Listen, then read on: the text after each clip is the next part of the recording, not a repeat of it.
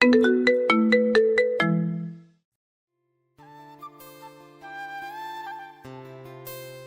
সাথে কথা বলছো না কেন? আমি তো রাগের মাথায় একটা ভুল করেছি, তাই বলে আমাকে এভাবে শাস্তি দেবে? আমার কোনো ছেলে নেই আহনাফ নামে। একটা ছেলে ছিল, কিন্তু 2 মাস আগে সে মারা গেছে আমার কাছে। তুই আমার ছেলে না, তোর ওই পাপী চেহারা আমাকে দেখাবি না। আর তোর এই নোংরা মুখে আমাকে কোনোদিন মা বলে ডাকবি না। তাই বলে মা কান্না করতে করতে চলে গেল রুমে। এবার মায়ের কথা শুনে আমার দু চোখ বেয়ে অঝোর ধারায় পানি পড়তে থাকলো। শেষ পর্যন্ত আমার মা আমাকে দূরে ঠেলে দিল। খুব কষ্ট হচ্ছে, তাই রুমে এসে দরজা বন্ধ করে অনেকক্ষণ কান্না করলাম। কান্না করতে করতে কখন যে ঘুমিয়ে পড়েছি নিজেই জানি না। ঘুম ভাঙলো দরজার ঠক ঠক শব্দে। আমি উঠে দরজা খুলে দিলাম। দরজা খুলে দেখি বাবা দাঁড়িয়ে আছে। আমি বাবাকে দেখে কান্না করে দিলাম আর বাবাকে জড়িয়ে ধরলাম। আসলে বাবার সাথে আমি খুব ফ্রি ছিলাম। কান্না করিস না, সব ঠিক হয়ে যাবে।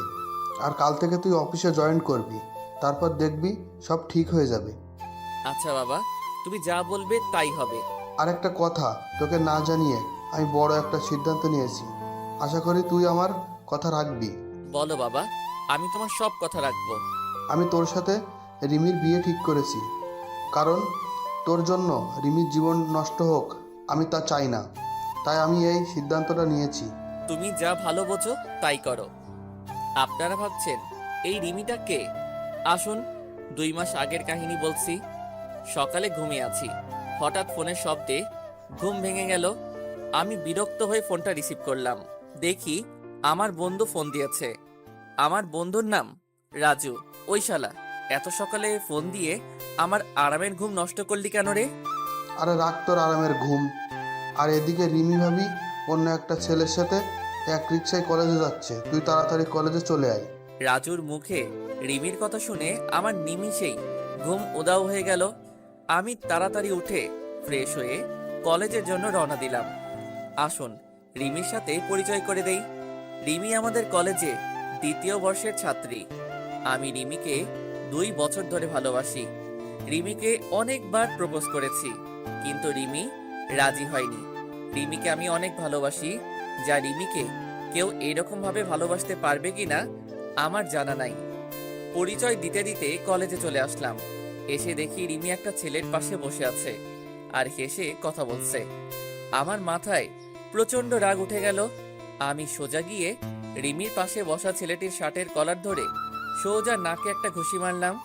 আর ছেলেটি নাকে হাত দিয়ে সোজা মাটিতে বসে পড়ল। ওই তোরে বলছি না কোনো ছেলের সাথে যেন না মিশতে, তারপরেও তুই কেন ওই ছেলের সাথে কথা বলছিস? হুম?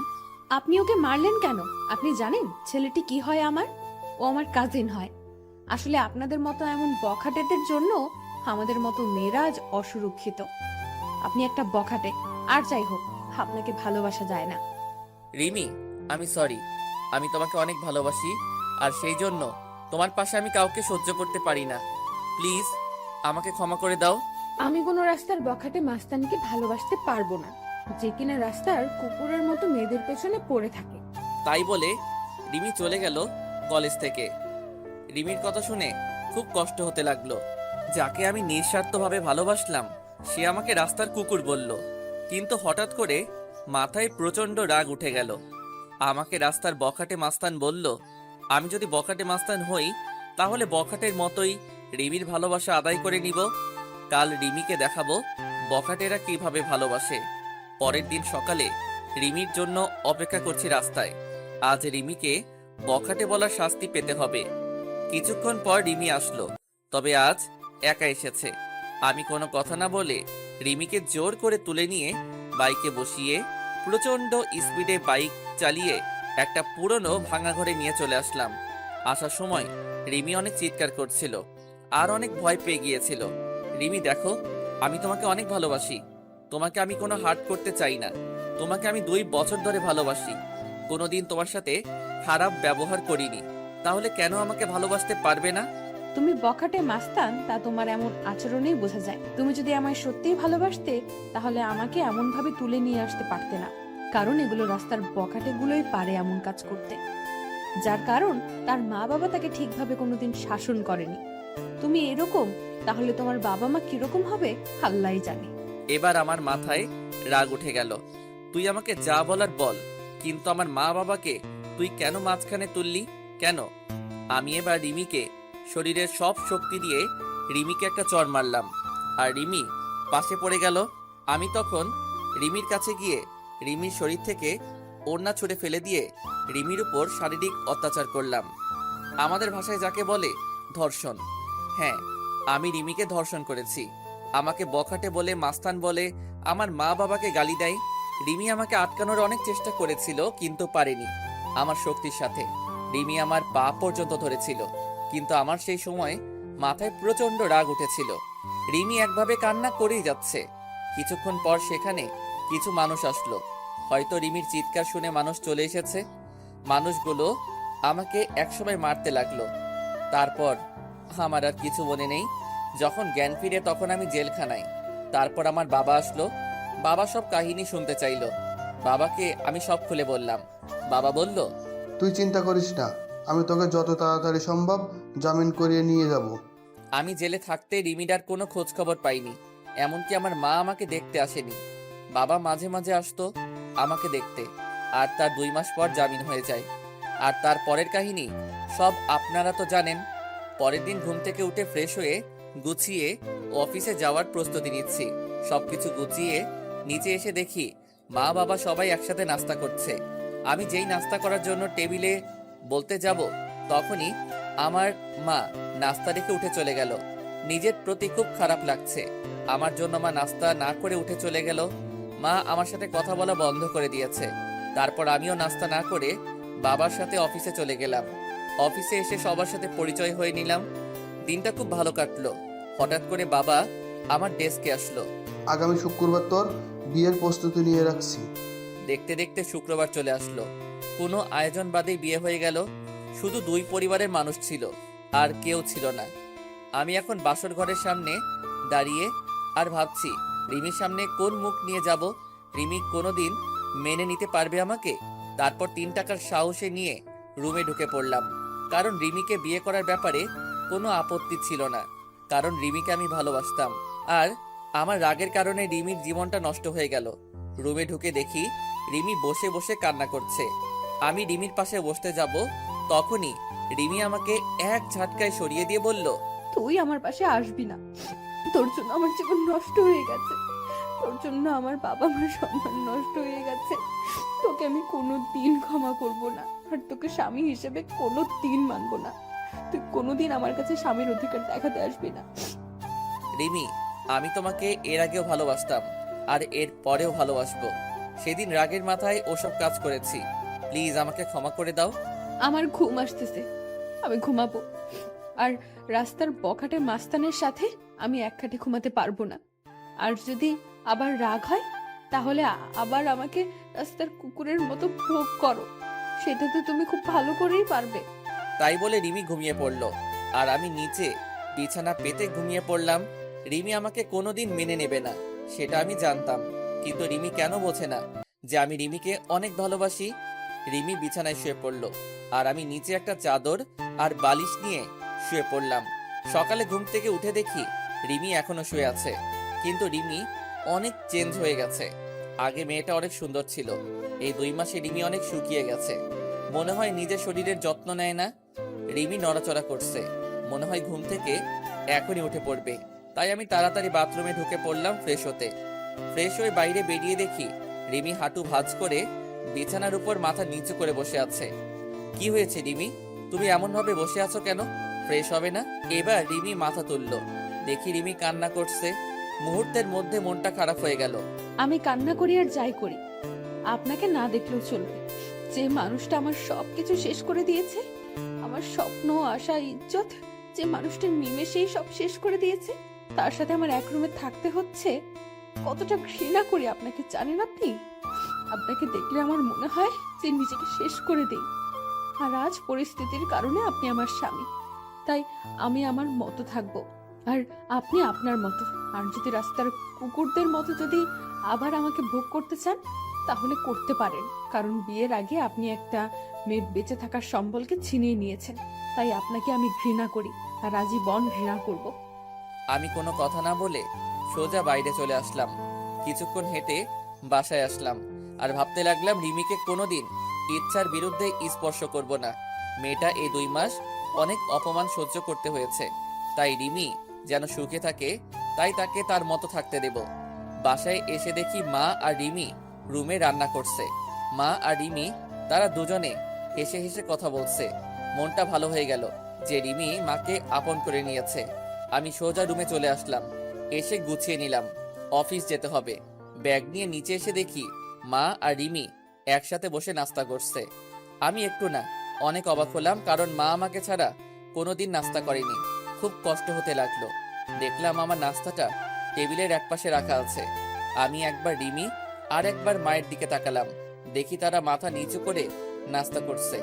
আমার ভীষণ রাগ হতে লাগলো, কারণ তারা আমাকে একবারও ডাকলো না নাস্তা করতে। তাই আমি নাস্তা না করে অফিসে চলে গেলাম। গিয়ে আব্বুর সাথে সবকিছু দেখাশোনা করতে থাকলাম। আমি এখন আর বন্ধুদের সাথে তেমন বেড়াই না। দুপুরে লাঞ্চ টাইমে আমি আর বাবা গাড়িতে করে বাসায় আসলাম দুপুরের খাবার খেতে। আমি আর বাবা টেবিলে বসলাম। দেখলাম বাবাকে প্লেট ভাত সবকিছু এগিয়ে দিচ্ছে মা আর রিমি, কিন্তু আমার সামনে কেউ কিছু দিচ্ছে না। সবাই দুপুরের খাবার খাওয়া শুরু করে দিলে কিন্তু আমার উপর কোনো কারোর নজর নেই। খুব কষ্ট হতে লাগলো যে মা আমাকে খাবার না দিয়ে কোনোদিন খাইনি, আর আজ এটা কি হলো। খুব হাসি পাচ্ছে আর বুকের মধ্যে চিনচিন করে ব্যথা করছে। তখন বাবা আমার দিকে একটা প্লেট এগিয়ে দিল আর কিছু ভাত দিল। আমি না খেয়ে উঠে পড়লাম আর বাইরে চলে আসলাম।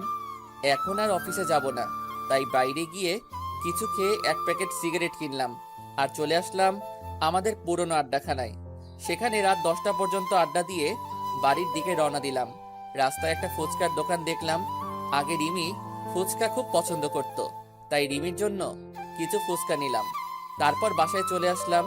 রুমে এসে দেখি রিমি টিভি দেখছে। আমি রিমির দিকে প্যাকেটটা বাড়িয়ে দিলাম। রিমি একবার প্যাকেটের দিকে তাকিয়ে আবার টিভি দেখায় মনোযোগ দিল।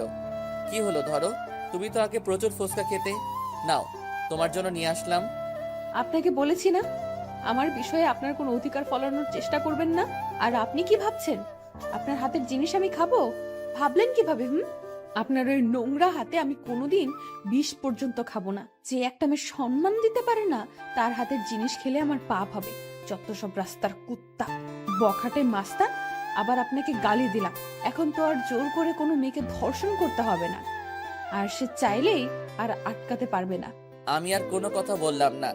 প্যাকেটটা টেবিলের উপর রেখে আমি ফ্রেশ হতে চলে গেলাম। ফ্রেশ হয়ে এসে দেখি রিমি ঘুমায় পড়ছে। আমি কিছুক্ষণ রিমির দিকে তাকিয়ে শুয়ে পড়লাম, কারণ রিমি যতই আমাকে গালাগালি দিক, এসবের জন্য দায়িত্ব আমি, আর আমি রিমিকে অনেক ভালোবাসি। এভাবে কিছুদিন চলে গেল। এই কয়দিন মা আমার সাথে একবারও কথা বলেনি, আর রিমি কথা বললেই গালাগালি দিত আর অবহেলা করত। আমি আর সহ্য করতে পারতি না আপনজনের অবহেলাগুলো। আমি এই কয়দিন বাড়িতে খাবার খাইনি, কিন্তু কেউ একবারও জিজ্ঞাসা করেনি কিছু খাইছে কিনা। আজ অফিসে বসে কাজ করছি, আর তখন বাবা এসে বলল রিমি নাকি হঠাৎ করে শরীর খারাপ হয়েছে, মাথা ঘুরে পড়ে গেছে। আমি আর বাবা তাড়াতাড়ি গাড়ি নিয়ে বাসায় চলে আসলাম। এসে দেখি রিমি আর মা রিমির সাথে কথা বলতেছে। রিমি বিছানায় শুয়ে আছে আর মা রিমির মাথায় হাত বুলিয়ে দিচ্ছে। আমি আসা মাত্রই মা রুম থেকে চলে গেল। আমি গিয়ে রিমির পাশে বসলাম আর রিমি একটু দূরে সরে গেল। কি হয়েছে তোমার? বাবা বলল তোমার শরীর খারাপ। কি হলো বলো, কি হয়েছে? বড় সমস্যা হলে ডাক্তারের কাছে নিয়ে যাব। আমি মা হতে চলেছি। কি? আমি বাবা হতে চলেছি?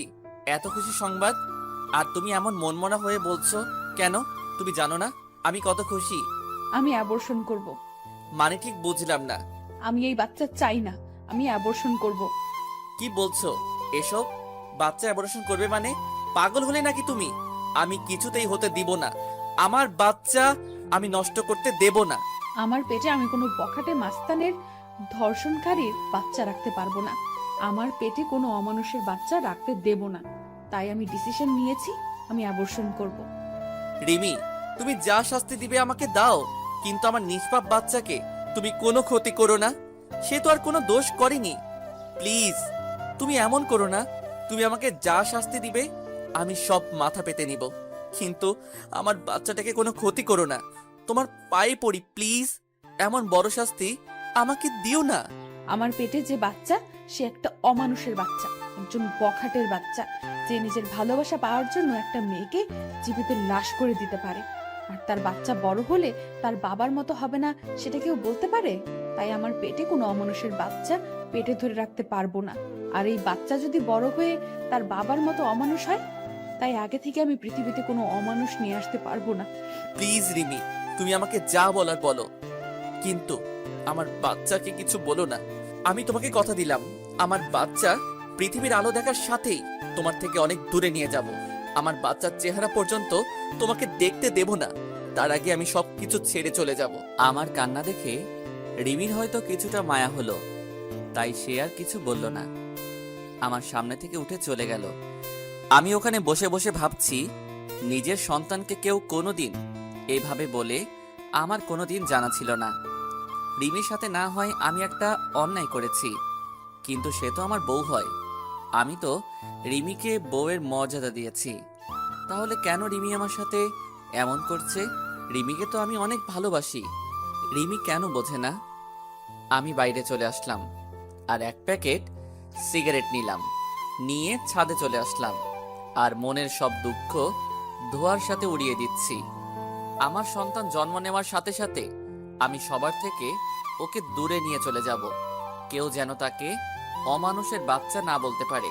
রিমি তো আমার সন্তানকে কোনো দিন মেনে নেবে না, তাই সবাইকে বোঝার আগে আমি আমার সন্তানকে নিয়ে অনেক দূরে চলে যাব, চাইলেই আর খুঁজে পাবে না। সিগারেট শেষ করে নিচে আসলাম, এসে দেখি সবাই একসাথে বসে রাতের খাবার খাচ্ছে। আমার মনটা আবার খারাপ হয়ে গেল। আজকেও আমাকে না ডেকে সবাই একসাথে খাওয়া শুরু করে দিয়েছে। আমি আমার রুমের দিকে যাচ্ছি, তখন বাবা আমাকে ডাকলো খাবার খেতে। আমার ক্ষুধা নাই বলে রুমে চলে আসলাম। আমার মায়ের কাছে আমি এতটাই ঘৃণার পাত্র হয়ে গেলাম যে আমার সাথে এই কয়টা দিন একটা কথাও বলেনি। আমি নিচে বিছানা পেতে শুয়ে পড়লাম, কখন যে ঘুমিয়ে পড়েছি ঠিক নেই। সকালে উঠে দেখি রিমি খাটের উপর নেই, হয়তো নিচে গেছে। আমি উঠে ফ্রেশ হয়ে নাস্তা না করে অফিসে চলে আসলাম। বিকালে অফিস শেষে বাসায় আসার সময় রিমির জন্য কিছু জিনিস নিয়ে নিলাম, কিছু ফল আর মাদার হরলিক্স আর অন্যান্য মায়ের শরীরের উপকারে আসে সব কিছু নিয়ে আসছি। তখন অঝোর ধারায় বৃষ্টি হতে লাগলো। আজ খুব বৃষ্টিতে ভিজতে ইচ্ছা করছে, অনেকদিন বৃষ্টিতে গোসল করিনি। আমার আবার বৃষ্টিতে ভিজলে জ্বর ঠান্ডা লাগে। আমি কোনো কিছু না ভেবে একভাবে হেঁটে চলেছি। বাসায় এসে কলিং বেল বাজালাম, দেখি আব্বু দরজা খুলে দিচ্ছে। কিরে, তুই বৃষ্টিতে কেন ভিজছস?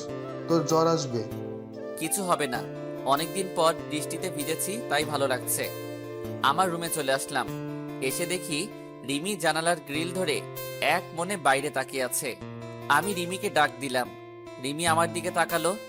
আমি রিমির হাতে ফল আর হরলিক্সের প্যাকেটটা দিতে যাব, তখন রিমি চিৎকার করে রেগে বলল, আপনাকে এইসব আনতে বলেছে কে? এসব ঢঙের কোনো দরকার নেই। আমার জীবনটা শেষ করে এখন নাটক করতে আসছে।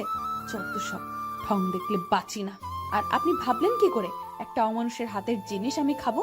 যদি সারাদিন না খেয়েও থাকি, তবুও আপনার মতো একটা মানুষের কোনো জিনিস খাবো না। রিমি, আমি এসব কিছু আনতে চাইনি, শুধু আমাদের বাচ্চাটার জন্য নিয়ে এসেছি। তুমি আমাকে যেভাবে শাস্তি দেবার দাও, আমাদের বাচ্চাটাকে কোনো শাস্তি দিও না। তুমি এগুলো আমার বাচ্চার জন্য নিয়মিত খাও। আমাদের বাচ্চা মানে শুধু আপনার বাচ্চা, আমার কোনো বাচ্চা নেই। তাও আবার আপনার মতো একটা জানোয়ারের বাচ্চা নেব আমি? কোনোদিন না, কোনোদিন সম্ভব না। আচ্ছা, শুধু আমার বাচ্চা তোমাকে বাচ্চার মা বলে, আমি কোনোদিন পরিচয় দেব না। তুমি নিশ্চিন্তে থাকতে পারো, শুধু আমার বাচ্চাটার জন্য এগুলো নাও। এবার রিমি রাগী মুখে আমার হাত থেকে প্যাকেট নিয়ে অন্য রুমে চলে গেল, আর আমি ফ্রেশ হতে চলে গেলাম। ফ্রেশ হয়ে এসে দেখি রিমি বিছানায় শুয়ে পড়ছে। আমি ফ্লোরে বিছানা পেতে শুয়ে পড়লাম। মাঝরাতে আমার শরীরে কাঁপুনি দিয়ে জ্বর আসলো। আমি একটা চাদর নিয়ে শুয়ে পড়লাম। যখন ঘুম ভাঙলো তখন দেখি সকাল 12টা বেজে গেছে, আর আমার পাশে বাবা বসে আছে আর মাথায় পানি দিচ্ছে। তাহলে সারা রাত আমার শরীরে জ্বর ছিল, কিন্তু রিমির তো জানার কথা যে আমার জ্বর এসেছে। হয়তো রিমি আমার উপর ঘৃণা করে, আমার শরীরে হয়তো স্পর্শ করেনি। বাবা, তুমি এখানে? রিমি মাথায়। সকালে অফিসে গিয়ে দেখি তুই আসিসনি, আবার ফোন বন্ধ। তাই আমি বাড়িতে এসে দেখি তুই জ্বরে শরীর কাঁপুনি দিয়ে উঠছে, তাই আমি মাথায় পানি দিয়ে দিচ্ছি। আসলে বাবা সব জানে যে রিমি আর মা আমার সাথে কথা বলে না, তাই হয়তো বাবা আমার খোঁজ খবর নিচ্ছে। আমার চোখ দিয়ে কয়েক ফোঁটা পানি বের হয়ে গেল। আমার মায়ের জন্য আমার উপর একটু মায়া হলো না। আর রিমিকে তো আমি নিজের থেকেও ভালোবাসি, তাহলে রিমি অন্তত একটু দেখতো যে আমি মারা গেছি না বেঁচে আছি। বাবা কিছু খাবার নিয়ে আসবে, রাতে থেকে কিছু খাওয়া হয়নি। একটু বস, আমি বৌমাকে পাঠিয়ে দিচ্ছি। না বাবা, দরকার নেই, আমি বাইরে থেকে খেয়ে নেব। আমি সব বুঝি রে বাবা, মেয়েটা তোকে এখনো ক্ষমা করতে পারেনি। আমি নিয়ে আসছি খাবার। তাই বলে বাবা চলে গেল নিচে খাবার আনতে, আর আমি বিছানায় শুয়ে আছি। তখন রিমি রুমে আসলো, আর আমার দিকে একবার তাকিয়ে নিজের কাজ সেরে আবার রুমের বাইরে চলে গেল। আমি যেই মেয়েটাকে নিজের জীবনের চাইতেও বেশি ভালোবাসি, সেই মেয়েটা আমার প্রতি একটু মায়া কাজ করে না। যেদিন আমি থাকবো না, সেদিন বুঝতে পারবে কতটা ভালোবেসেছিলাম তাকে আমি। সেদিন হয়তো আর আমাকে পাবে না, সবকিছু মায়া ত্যাগ করে চলে যাব। তখন আমার উপরে আর কারো রাগ থাকবে না, কেউ আমাকে অমানুষ জানোয়ার বখাটে বলবে না। তারপর বাবা আমাকে খাবার দিয়ে গেল, আমি খেয়ে নিলাম। তারপর বিকালের দিকে একটু শরীরটা ভালো হলো, আমি আস্তে আস্তে উঠে বাইরে চলে আসলাম, আর কিছু খেয়ে নিলাম। এভাবে চলে গেল 2 দিন। এই 2 দিন আমার শরীরে হালকা জ্বর ছিল, কিন্তু মা, রিমি কেউ আমাকে দেখেনি, সবাই অবহেলা করেছে। এখন কেমন যেন নিজেকে শেষ করে দিতে ইচ্ছা করছে। নিজের আপনজনের এমন অবহেলা সহ্য হচ্ছে না। আমি বাসার খাবার খুবই কমই খাই, বেশিরভাগই বাইরে খাই। আজ আবার একটু অফিসে আসলাম, এসে কিছু কাজ করে বাসায় আসার সময় রিমির জন্য কিছু জিনিস কিনলাম, যাতে আমার বাবুটা রিমির ভেতরে সুস্থ থাকে। মা আমার সাথে একদম কথা বলা বন্ধ করে দিয়েছে। আমি আগ বাড়িয়ে কথা বলতে গেলেও মা কথা বলে না। আর রিমি আমার সাথে যখনই কথা বলতে আসে, তখনই রাগ দেখিয়ে আর গালাগালি করে। এইভাবে চলে গেল 7 মাস। এখন রিমি একটু একটু করে নিজের শরীরের উপরে যত্ন নেওয়া শুরু করছে। হয়তো নিজের সন্তান, তাই একটু মায়া হচ্ছে। এখন রিমির যা যা প্রয়োজন সব বাবাকে বলে, আর বাবা আমাকে বলে আমি সেগুলো নিয়ে আসি। মাঝে মাঝে দেখি রিমি নিজের পেটে আলতো করে হাত বোলায় আর নিজে নিজে কথা বলে। খুব আস্তে আস্তে কথা বলে, আমি শুনতে পারি না, মানে নিজের সন্তানের সাথে কথা বলে। এসব দেখে খুব ভালো লাগে যে রিমি তার পেটের সন্তানকে একটু একটু করে ভালোবাসতে শিখেছে। হাজার হলেও মা সে। আর রিমি আগে সবসময় কেন মনমরা আর উদাস হয়ে থাকতো, এখন আর আগের মতো থাকে না, আবার আগের মতো স্বভাবটা ফিরে আসছে। আর এখন রিমি আমার দিকে কেন আর চোখে তাকায়, তবে মাঝে মাঝে আমি সেগুলো দেখেও না দেখার ভান করে থাকি। হয়তো নিজের বাচ্চার সাথে সাথে আমার উপরও একটু একটু মায়া জন্মাতে শুরু করছে, কিন্তু সেদিক থেকে আমার কোনো ইচ্ছাই নেই। আমি সারাদিন আমার মতো থাকি, আর রিমি রিমির মতো। আজ মাঝরাতে হঠাৎ করে ঘুমটা ভেঙে গেল, উঠে দেখি রিমি ঘুমিয়ে আছে, আর এতটা হাত রিমির পেটের উপর। হয়তো বাচ্চাকে আদর করতে করতে ঘুমিয়ে পড়েছে। আমি এবার উঠে রিমির পাশে গিয়ে বসলাম, আর আমার হাতটা রিমির পেটে আলতো করে রাখলাম। খুব ভালো লাগছে আমার। ছোট বাবুটা রিমির মধ্যে আস্তে আস্তে বড় হচ্ছে। আমি আস্তে আস্তে মাথাটা নিচু করে রিমির পেটে চুমু খেতে যাব, তখন রিমির ঘুমটা ভেঙে যায়। আর রিমির পেটে আমার হাত দেখে আর আমার মুখটা রিমির পেটের কাছে দেখে রিমির চোখ রাগে ভরে গেল। আর রিমি আমাকে আমার পাওনাটা বুঝিয়ে দিল। রিমি আমাকে 2টা চড় মারলো, আর আমাকে ধাক্কা দিয়ে দূরে সরিয়ে দিল। আমি গালে হাত দিয়ে রিমির দিকে এক দৃষ্টিতে তাকিয়ে আছি, আর রিমির চোখ দিয়ে যেন আগুন বের হচ্ছে। কুত্তা, তুই আমার কাছে কেন এসেছিস? আমার জীবনটা নষ্ট করে তোর শান্তি হয়নি? ছোট লোক একটা, তোর কোনো মনুষ্যত্ব বোধ নেই। তুই দেখছিস আমার পেটে 7 মাসের বাচ্চা, তারপরে তুই কিভাবে আমার কাছে আসছিস? হ্যাঁ, তোর মতো জানোয়ারকে আমার আর বিশ্বাস নেই। ছি ছি ছি, মনে হচ্ছে আমি এক্ষুনি এই পৃথিবী ছেড়ে চলে যাই। প্লিজ রিমি, তুমি বিশ্বাস করো, আমার কোনো খারাপ উদ্দেশ্য ছিল না। আমি আমার সন্তানকে একটু স্পর্শ করতে চেয়েছিলাম। তুমি বিশ্বাস করো, আমার কোনো খারাপ উদ্দেশ্য ছিল না। বিশ্বাস করব তোকে? তুই ভাবলি কি করে? তোর মতো একটা ছোট লোক জানোয়ারের বাচ্চা কুকুরকে বিশ্বাস করব? আমার ভাবতেও ঘৃণা হচ্ছে যে একটা 7 মাসের গর্ভবতী মায়ের কাছে তোর আসতে একটু বিবেকে বাঁধলো না। আজ থেকে তুই আর এই রুমে থাকতে পারবি না। তোকে আস্তে আস্তে মেনে নিতে চেয়েছিলাম, কিন্তু তুই কোনোদিন ভালো হবি না। আসলে রাস্তার কুকুর কোনোদিন ভালো হয় না। আমি আর কিছু না বলে বাইরে চলে আসলাম। এসে ছাদে চলে আসলাম। খুব কষ্ট হচ্ছে আমার। রিমি আবার আমাকে ভুল বুঝলো। আমি তো আমার সন্তানকে একটু স্পর্শ করতে চেয়েছিলাম, আর রিমি আমাকে থাপ্পড় মারলো। নিজের অজান্তেই চোখ দিয়ে 2 ফোঁটা নোনা পানি বের হলো। আজকে নিজেকে শেষ করে দিতে ইচ্ছা হচ্ছে, কিন্তু আমাকে বেঁচে থাকতে হবে। আমার সন্তানের জন্য আমাকে বেঁচে থাকতে হবে, নইলে আমার মতো আমার সন্তানও এমন অবহেলা পাবে। আর নিজের আপনজনের কাছ থেকে এমন অবহেলা পেলে সে নিজেও ঠিক থাকতে পারবে না। তাই আমি আমার সন্তানকে নিয়ে এই পরিবার, এই শহর থেকে অনেক দূরে চলে যাব। চাইলেও কেউ আর খুঁজে পাবে না। সারা রাত এভাবে ছাদে কাটিয়ে দিলাম। রিমির কথা ভাবতে ভাবতে কখন যে সকাল হয়ে গেছে ঠিক খেয়াল করিনি। সকালে নিচে চলে আসলাম। এসে সোজা মায়ের রুমে চলে গেলাম। দেখি মা বসে আছে। আমি মায়ের কাছে গিয়ে মায়ের সামনে হাঁটু গেড়ে বসে পড়লাম। মা, কেন তুমি আমার সাথে এমন ব্যবহার করছো? কেন এমন অবহেলা করছো? তুমি তো জানো আমি অবহেলা একদম সহ্য করতে পারি না। সেদিন রিমি তোমাদের নামে অনেক খারাপ ভাষায় গালাগালি করছিল, তাই আমি রাগের মাথায় রিমির সাথে এমন ব্যবহার করি। চাইলে তুমি আমাকে মারতে পারো, আর যদি না শাস্তি দাও তাহলে তুমি একবার বলো যে এ বাড়ি থেকে চলে যেতে। আমি সবকিছু ছেড়ে চলে যাব, আর কোনোদিন তোমার এই শয়তান ছেলের মুখ দেখতে দেব না। তোর সাথে আমার কোনো কথা নেই। আমি আগেই বলেছি, আমার ছেলে সেদিনই মারা গেছে আমার কাছে, যেদিন সে ওরকম একটা নোংরা কাজ করেছিল। আর আমি কারো মা না, আমার কোনো ছেলে নেই। তুই যেখানে পারিস সেখানে চলে যা, আমার কিচ্ছু যায় আসে না। ঠিক আছে মা, আমি আর কোনোদিন তোমাকে মা বলে ডাকবো না। আমি চলে যাব, সবাইকে ছেড়ে চলে যাব। তখন এই শয়তানটার চেহারা তোমাকে আর দেখতে হবে না, আর কোনো অমানুষ তোমাকে মা বলে ডাকবে না। আমি মায়ের রুম থেকে চলে আসলাম নিজের রুমে। রুমে ঢুকে দেখি রিমি বাথরুমে ফ্রেশ হচ্ছে। আমি তাড়াতাড়ি গুছিয়ে নিলাম অফিস যাওয়ার জন্য, যাতে রিমির ফ্রেশ হওয়ার আগে আমি অফিসে চলে যেতে পারি। রিমির বাথরুম থেকে বের হবার আগে আমি অফিসে চলে আসলাম।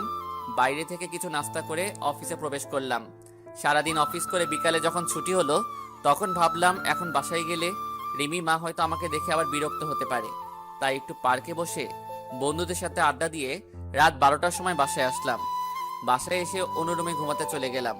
আজ আর নিজের রুমে ঘুমাতে যাইনি, কারণ রিমি আমাকে দেখলে আবার রাগ করবে। আবার মাঝরাতে আমি কিছু করব ভেবে সারা রাত জেগে থাকতে পারে, আর সারা রাত জেগে থাকলে আমার বাচ্চাটার ক্ষতি হতে পারে। তাই আজ অন্য রুমে ঘুমিয়ে পড়লাম। এভাবে আরো 1 মাস চলে গেল। এই 1 মাসে আমি কারোর সাথে কথা বলিনি, মানে কেউ আমার সাথে কথা বলেনি। শুধু বাবা কথা বলতো আমার সাথে, আর কথা বলবে কিভাবে? আমার সাথে এখন কারো দেখা হয় না। খুব সকালে উঠে অফিস চলে যাই, আর ফিরি অনেক রাত করে, তাই কারোর সাথে দেখা হয় না। আর যদিও ভুল করে মা অথবা রিমির সামনে চলে আসে, তখন আমি মাথা নিচু করে চলে আসি। আর এই 1 মাস আমি কোনোদিন বাসার কোনো খাবার খাইনি। হয়তো আমার জন্য রান্না করা বন্ধ হয়ে গেছে। একদিন সকালে আমার ঘুম থেকে উঠতে দেরি হয়ে গেছে, তাই আজ আর সকালে বাসা থেকে বের হতে পারিনি। তাড়াতাড়ি ঘুম থেকে উঠে ফ্রেশ হয়ে অফিসে যাওয়ার জন্য তৈরি হয়ে যেই রুম থেকে বের হব, তখন দেখি রিমি আমার রুমের দরজার সামনে দাঁড়িয়ে আছে। আমি রিমির এক সাইড করে চলে আসতে যাব, তখন দেখি রিমি আমাকে কি বলতে চাইলো। আমি শুনেও না শোনার ভান করে চলে আসলাম। হয়তো বলতে চেয়েছিল যে কিছু ফল আর কিছু হেলদি খাবার কিনে আনার জন্য বলতে চাইছিল। তাছাড়া রিমি আমার সাথে কেন কথা বলবে? তাই আমি অফিসে চলে আসলাম। সারাদিন অফিস করে অফিস শেষে ফলের দোকানে গিয়ে অনেক ফল, মাদার হরলিক্স সব কিছু কিনলাম। কিনে বাবার কাছে গেলাম। বাবার কাছে ফলের প্যাকেটটা দিয়ে বললাম এইগুলো রিমিকে দিতে। বাবা কিছুক্ষণ আমার দিকে তাকিয়ে রইল। বাবা সব কিছু জানে যে মা আর রিমি আমার সাথে কথা বলে না, কিন্তু বাবা কিছু বলতে পারে না। দোষটা তো আমারই ছিল। তারপর অফিস শেষ করে রাত 11:30-এ বাসায় আসলাম। দেখি সব রুমে লাইট অফ মনে হয়, সবাই ঘুমিয়ে পড়ছে। আমি আমার রুমে ঢুকে কাপড় চেঞ্জ করে ফ্রেশ হতে চলে গেলাম বাথরুমে। ফ্রেশ হয়ে এসে দেখি রিমি আমার রুমে খাটের উপর বসে আছে। আমি রিমিকে দেখে কিছুটা ভয় পেলাম। রিমি, তুমি এখানে? কোনো সমস্যা হয়েছে? সমস্যা হলে আমাকে ডাকতে পারতে, তুমি কষ্ট করে কেন এলে? রিমি ভাবছে আমি এতদিন শুধু শুধু মানুষটাকে খারাপ ভেবেছি, কত গালাগালি দিয়েছি, আর সেই মানুষটা আমার সাথে কোনোদিন খারাপ কথা বলেনি, এমনকি আমার উপর কোনোদিন রাগ পর্যন্ত করেনি। রিমি, কি ভাবছো তুমি?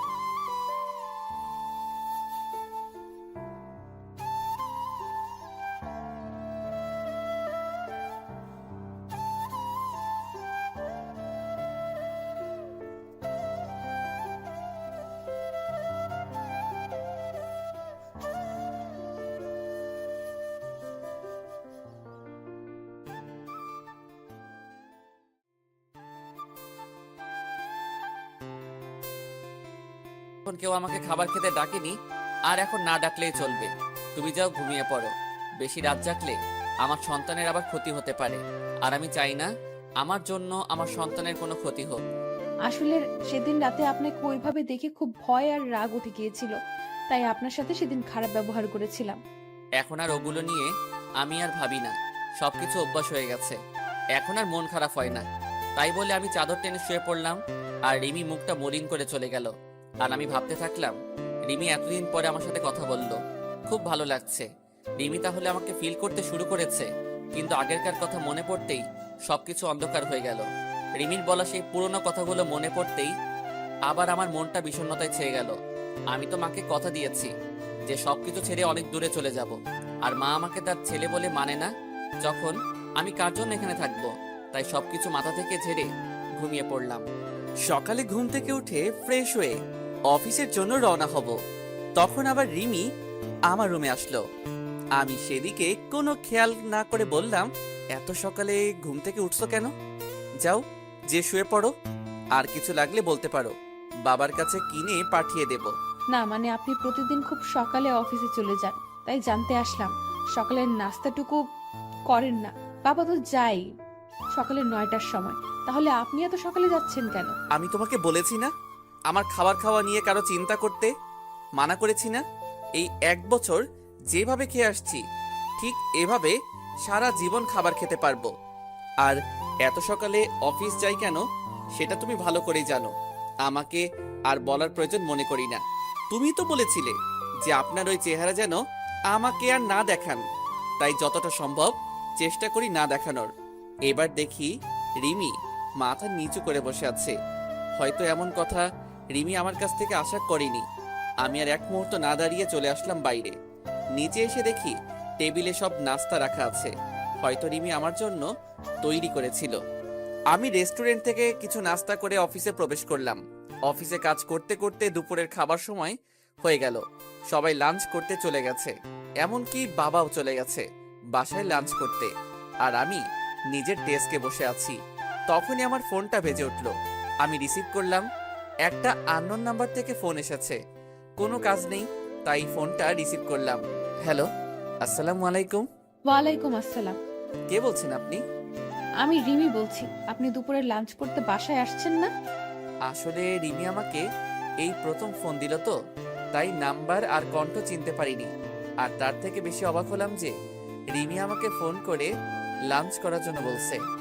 আমি বাইরে থেকে লাঞ্চটা করে নিয়েছি, আর আমি লাঞ্চ করেছি কিনা করেছি তা কেউ না ভাবলে খুশি হতাম।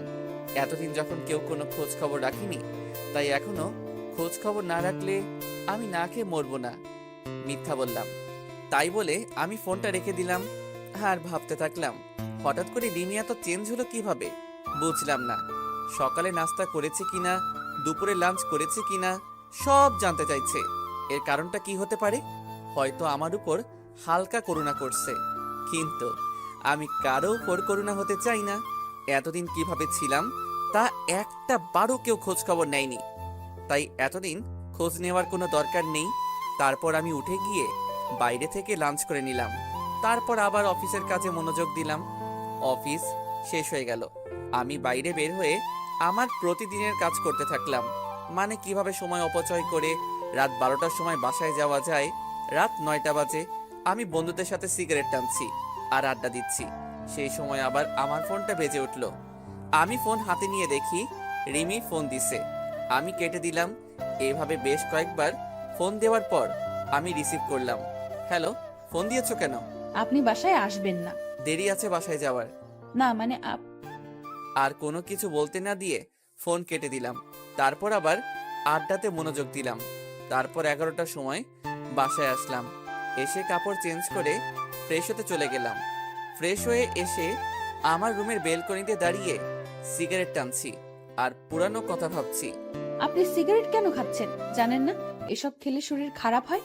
আমি চমকে উঠলাম। পিছনে তাকিয়ে দেখি রিমি কথাগুলো বলল। আমি সিগারেট খেয়ে বেঁচে আছি, তাই সিগারেটের বিষয়ে আর কোনো কথা না বললে খুশি হব। প্লিজ ওইটা ফেলে দিন, কাশি হচ্ছে আমার আর কষ্ট হচ্ছে, প্লিজ ফেলে দিন। দেখলাম রিমি এক হাত পেটে দিয়ে কাশতে লাগলো। আমার বুকের মধ্যে কেমন অজানা এক ব্যথা অনুভব করলাম, কারণ রিমিকে যে আমি এখনো অনেক ভালোবাসি আর তার মধ্যে গড়ে উঠছে আমার বাবুটা। তাই সিগারেটটা ফেলে দিয়ে রিমির এক হাত ধরে বিছানার উপর বসালাম আর এক গ্লাস পানি এগিয়ে দিলাম। এত রাতে না ঘুমিয়ে এখানে কি করছো? আর আমার চেহারা দেখাতো। তোমার পাপ, তুমি আমার রুমে এসেছো, আমাকে দেখছো, কথা বলছো, তোমার পাপ হবে। তুমি চলে যাও আর হাতটা রুমে গিয়ে ডেটল দিয়ে ভালো করে পরিষ্কার করে নিবে, কারণ আমি তো একটা অমানুষ। আর একজন নোংরা মানুষ কাউকে স্পর্শ করলে তা ভালোভাবে ধুয়ে পরিষ্কার করে নিবে। রিমি আমার দিকে কেমন কান্না কান্না ভাবে তাকিয়ে আছে, মনে হয় এখনই কেঁদে দেবে, চোখে পানি জমা হচ্ছে। প্লিজ আমাকে ক্ষমা করে দিন, আপনার সাথে অনেক খারাপ ব্যবহার করেছি, অনেক অবহেলা করেছি, প্লিজ মাফ করে দিন। তুমি কেন মাপ চাইছো? তোমার কোনো দোষ নেই, সব দোষ তো আমার, কারণ আমি যে একটা জানোয়ার, রাস্তার কুকুর, অমানুষ আর সবচেয়ে বড় অন্যায় করেছি তোমার জীবনটা নষ্ট করে। তুমি আমাকে মাফ করে দাও তোমার সুন্দর জীবনটা নষ্ট করার জন্য। হয়তো তুমি আমার থেকে ভালো কাউকে আশা করেছিলে, কিন্তু তোমার জীবনে আমার মতো এতটা অমানুষ আসবে এটা তুমি হয়তো আশা করনি। যা হবার হয়ে গেছে, তুমি এখন গিয়ে ঘুমিয়ে পড়ো। আর তোমার জীবন আগের মতো সুন্দর করে দেওয়ার দায়িত্ব আমার। তুমি আবার আগের মতো চলাফেরা করবে। শুধু আমার বাবুটা বাইরে আসতে দাও, তোমাকে চিরদিনের জন্য সুখী করে দেব। যাও, অনেক রাত হয়েছে, বেশি রাত জাগলে শরীরটা খারাপ করবে, তাই ঘুমিয়ে পড়ো। আমি রিমির দিকে তাকিয়ে দেখি রিমি কান্না করছে। হয়তো ওর আর বলার কিছু নেই, কারণ এই কথাগুলো রিমি একদিন আমাকে বলেছিল। তারপর আমি আর একটা সিগারেট ধরিয়ে বেলকনিতে চলে আসলাম, আর রিমি কান্না করতে করতে চলে গেল নিজের রুমে। পরের দিন আবার একই সময়ে বের হয়ে গেলাম অফিসের জন্য। লাঞ্চের সময় আবার রিমি ফোন দিয়ে বলল যে বাবার সাথে যেন আমি বাসায় আসি লাঞ্চ করতে, কিন্তু আমি যাইনি, কারণ আমাকে দেখলে মা আবার বিরক্ত হতে পারে, আর আমি চাই না আমার জন্য মা না খেয়ে থাকুক, তাই আমি আর যাইনি। কিছুক্ষণ পর রিমি আবার ফোন করলো। কি ব্যাপার, আপনাকে না বাবার সাথে বাসায় আসতে বললাম, আপনি কেন আসলেন না? আমি দুপুরে এখন খাই না, না খাবার অভ্যাস হয়ে গেছে, আর এখন আবার খাওয়া শুরু করলে অভ্যাসে পরিণত হবে, তাই আমারটা বাদ দিয়ে তোমারটা চিন্তা করো। তারপর আমি ফোনটা বন্ধ করে নিজের কাজ করতে থাকলাম। অফিস শেষে আবার আমার একটা চাকরি করতে হবে, সেটা হলো সময় নষ্ট, কিভাবে রাত 12টা পর্যন্ত বাইরে থাকা যায়। আজ আর ফোন অন করিনি। ঠিক 12টার সময় বাসায় পৌঁছালাম। রুমে ঢুকতেই দেখি রিমি হাজির। আপনার ফোন বন্ধ কেন? কতবার ফোন দিয়েছি জানেন আপনি? কেন, এ অমানুষটাকে আবার ফোন দেওয়ার কারণ কি?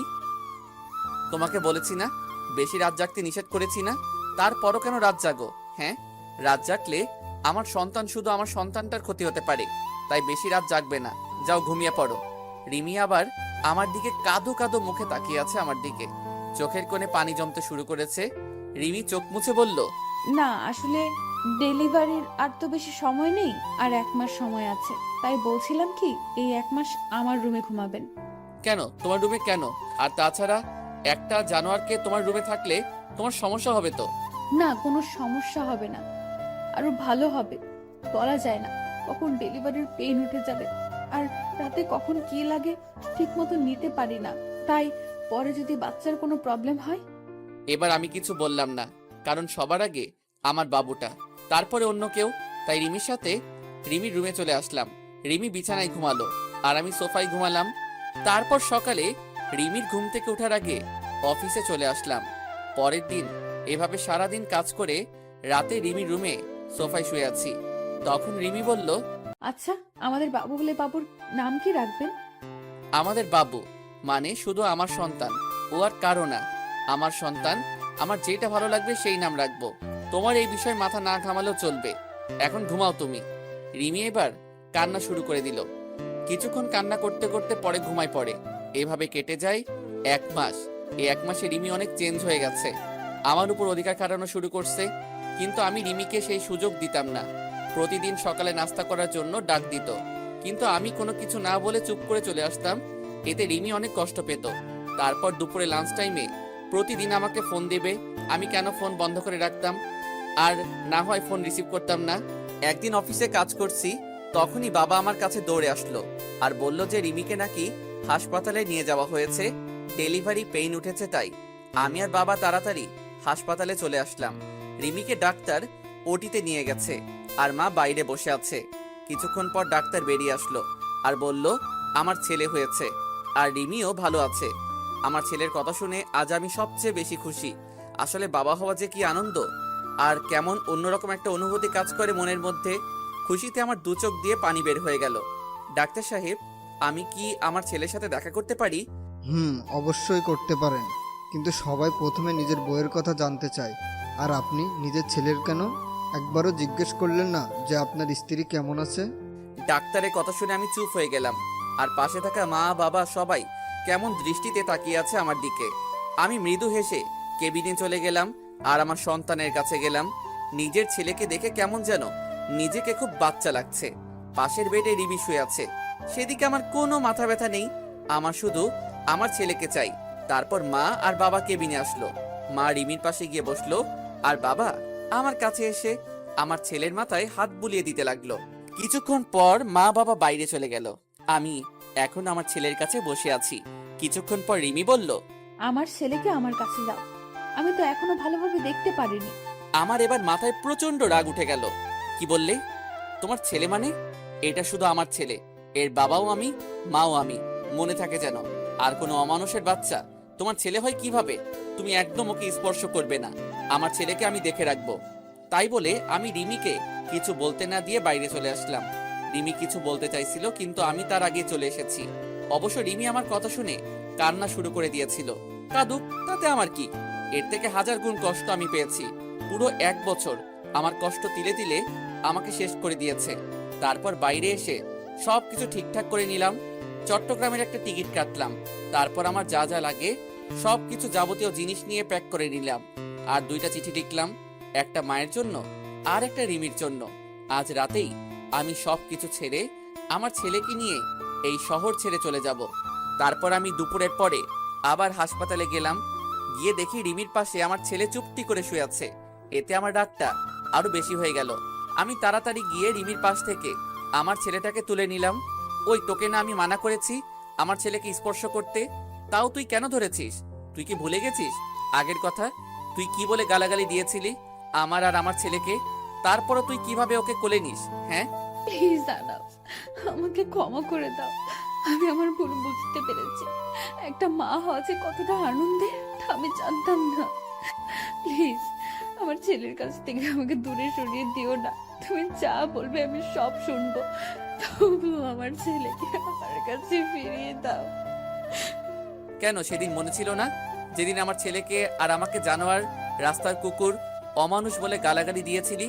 তুই তো আমার ছেলেটাকে গালাগালি দিয়েছিস, কিন্তু তার বয়স মাত্র 2 মাস, তার তখন জন্ম হয়নি। তখন তুই গালাগালি দিয়েছিস। কোনো মা তার নবজাতক ছেলেকে এভাবে গালাগালি দিতে পারে না। তাই এর প্রতি তোর কোনো অধিকার নেই, মনে থাকে যেন। তাই বলে আমি ছেলেকে নিয়ে বাইরে একটা চেয়ারে বসে পড়লাম। আর এদিকে রিমি অঝোর ধারায় কান্না করতে থাকলো। তারপর বিকাল হতেই দেখি মা বাবা চলে আসলো হাসপাতালে। আমাকে ছেলে নিয়ে এভাবে বাইরে বসে থাকতে দেখে বাবা আমার কাছে আসলো। কিরে, কি হয়ে আমার দুলাভাইকে নিয়ে বাইরে বসে আছিস কেন? ভিতরে গিয়ে বস। বাবা আমাকে ক্ষমা করবে, আমার ছেলেকে আমি দেখতে পারবো। মা বা রিমি আমার ছেলের উপর কোনো অধিকার না দেখালে খুশি হব।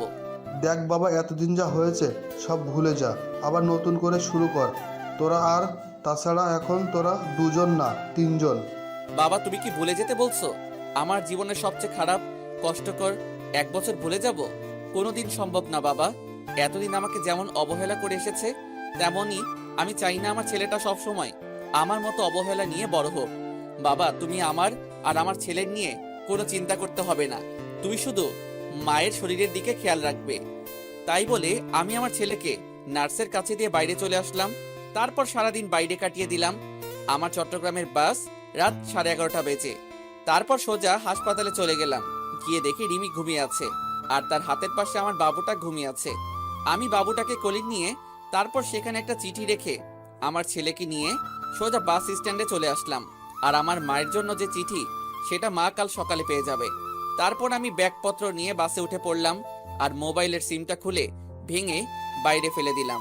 আজ সবাইকে ছেড়ে অনেক দূরে চলে যাচ্ছি, হয়তো কোনোদিন আর ফিরে আসা হবে না আমার প্রিয় শহর যশোরে। খুব কষ্ট হবে মা বাবাকে ছেড়ে, কিন্তু কি করব, আমার মা আমার সাথে 1 বছর কথা বলেনি, শুধু অবহেলা পেয়েছি।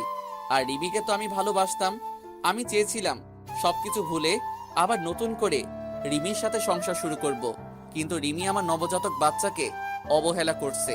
তার তো কোনো দোষ ছিল না, তাই আমি আর চাই না অবহেলা নিয়ে বেঁচে থাকতে। তাই অচেনা শহরে চলে আসলাম নতুন করে জীবন শুরু করতে। পরের দিন সকালে রিমি ঘুম থেকে উঠে দেখে তার ছেলে নেই, আর সেখানে একটা চিঠি রাখা আছে। এদিকে সকালে আহনাফের মায়ের কাছে একটা চিঠি পৌঁছাই দিল একটা অচেনা ছেলে। আহনাফের মা চিঠি পড়তে লাগলো।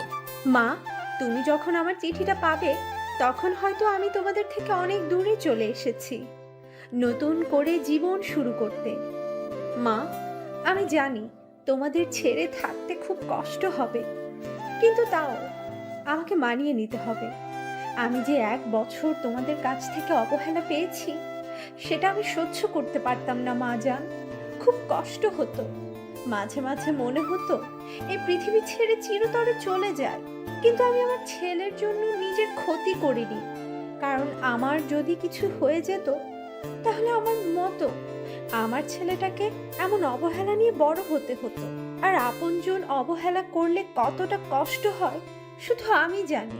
তাই আমি তোমাদের ছেড়ে অনেক দূরে চলে যাচ্ছি। আমি তো তোমার কাছে সেই 1 বছর আগে মারা গেছি, তাই আর তোমাদের ছেলে বলে পরিচয় দিতে হবে না। আর আমার এই পাপী নোংরা চেহারা তোমাকে আর দেখতে হবে না। তাই আমি আমার ছেলেকে নিয়ে অনেক দূরে চলে যাচ্ছি মা, যেখানে কোনো অবহেলা নেই। যদি কোনোদিন ভুল করে থাকি তাহলে ক্ষমা করে দিও মা। ইতি, তোমার অবহেলার পাও। আহনাফের মা চিঠিটা পড়া মাত্রই কান্না শুরু করে দিল, আর তাড়াতাড়ি উঠে হাসপাতালে যেতে লাগলো। এদিকে হাসপাতালে আহনাফের দেওয়ার চিঠি পড়তে থাকলো। রিমি, তুমি হয়তো জানো না, তোমাকে আগে 2 বছর যেভাবে ভালোবাসতাম ঠিক সেইভাবে এখনো ভালোবাসি। কিন্তু আমার ভালোবাসা তুমি বুঝলে না। মনে করেছিলাম জেল থেকে বের হয়ে আবার তোমাকে বিয়ে করে দুজন সুখী থাকবো, কিন্তু বিয়ে হলেও আমরা সুখী হতে পারলাম না। তুমি যদি চাইতে তাহলে আমাদের সংসারটা আজ অন্যরকম হতো, কিন্তু তুমি চাওনি, কারণ আমি যে একটা অমানুষ জানোয়ার, তাই না? তুমি তো একদিন বলেছিলে আমার গর্ভে কোনো অমানুষের বাচ্চা ধারণ করতে পারবো না, কিন্তু আমি তোমার প্রতি কৃতজ্ঞ যে আমার ছেলেটাকে তোমার গর্ভে ধারণ করার জন্য। আর তুমি যেদিন আমাকে ভুল বুঝে থাপ্পড় মেরেছিলে, সেদিন জানো কতটা কষ্ট পেয়েছিলাম। আর তুমি কি বলেছিলে, আমাকে ক্ষমা করে দাও। আমি সেদিন রাগের মাথায় উল্টাপাল্টা বলে ফেলেছি। রিমি, তুমি কি জানো মানুষ রাগের মাথায় সবসময় সত্যি কথা বলে, আর তাই সেদিন তুমি যা বলছো হয়তো সব সত্যি। আর আমি তোমার জীবন নষ্ট করেছিলাম, আর সেই জীবন থেকে আমি চিরদিনের জন্য আমার ছেলেকে নিয়ে চলে যাচ্ছি। তুমি তো একদিন বলেছিলে তোর মতো পাপীর চেহারা আমি দেখতে চাই না, তাই আমি তোমার কথা রাখার জন্য চলে যাচ্ছি। আর আমার ছেলেকে আর কোনোদিন অমানুষ বলে গালাগালি করো না। তুমি পারলে যতদিন গালাগালি করো আমাকে করো, আমার ছেলেকে আমি কেমন ভাবে গড়ে তুলবো জানি না, কিন্তু তোমাদের মতো অবহেলা করব না যেভাবে তোমরা আমাকে করছো। তাই আমি চিরদিনের জন্য তোমাদের ছেড়ে চলে যাচ্ছি কোনো এক অজানা শহরে। যদি পারো আমাকে ক্ষমা করে দিও, ইতি একটা অমানুষ। রিমি আহনাফের চিঠি পেয়ে পাগলের মতো কান্না করতে থাকলো, আর আহনাফ বলে চিৎকার করতে থাকলো। তখনই আহনাফের মা আসলো রুমে, আর রিমি আহনাফের মাকে জড়িয়ে ধরে চিৎকার করে কান্না করতে থাকলো, আর বারবার আহনাফ ফিরিয়ে আসো, আমার ছেলেকে ফিরিয়ে দাও বলে চিৎকার করে কান্না করতে থাকলো। আর এদিকে আহনাফ তার ছোট ছেলেকে নিয়ে এক অচেনা শহরে চলে আসলো। কাউকে চিনে না, কোথায় থাকবে আহনাফ নিজেই জানে না। পরের দিন আমি আমার ছেলেকে নিয়ে একটা চায়ের দোকানে বসে আছি। আমি হালকা নাস্তা করে আমার ছেলের জন্য দুধ কিনে তাকে কষ্ট করে খাওয়ালাম।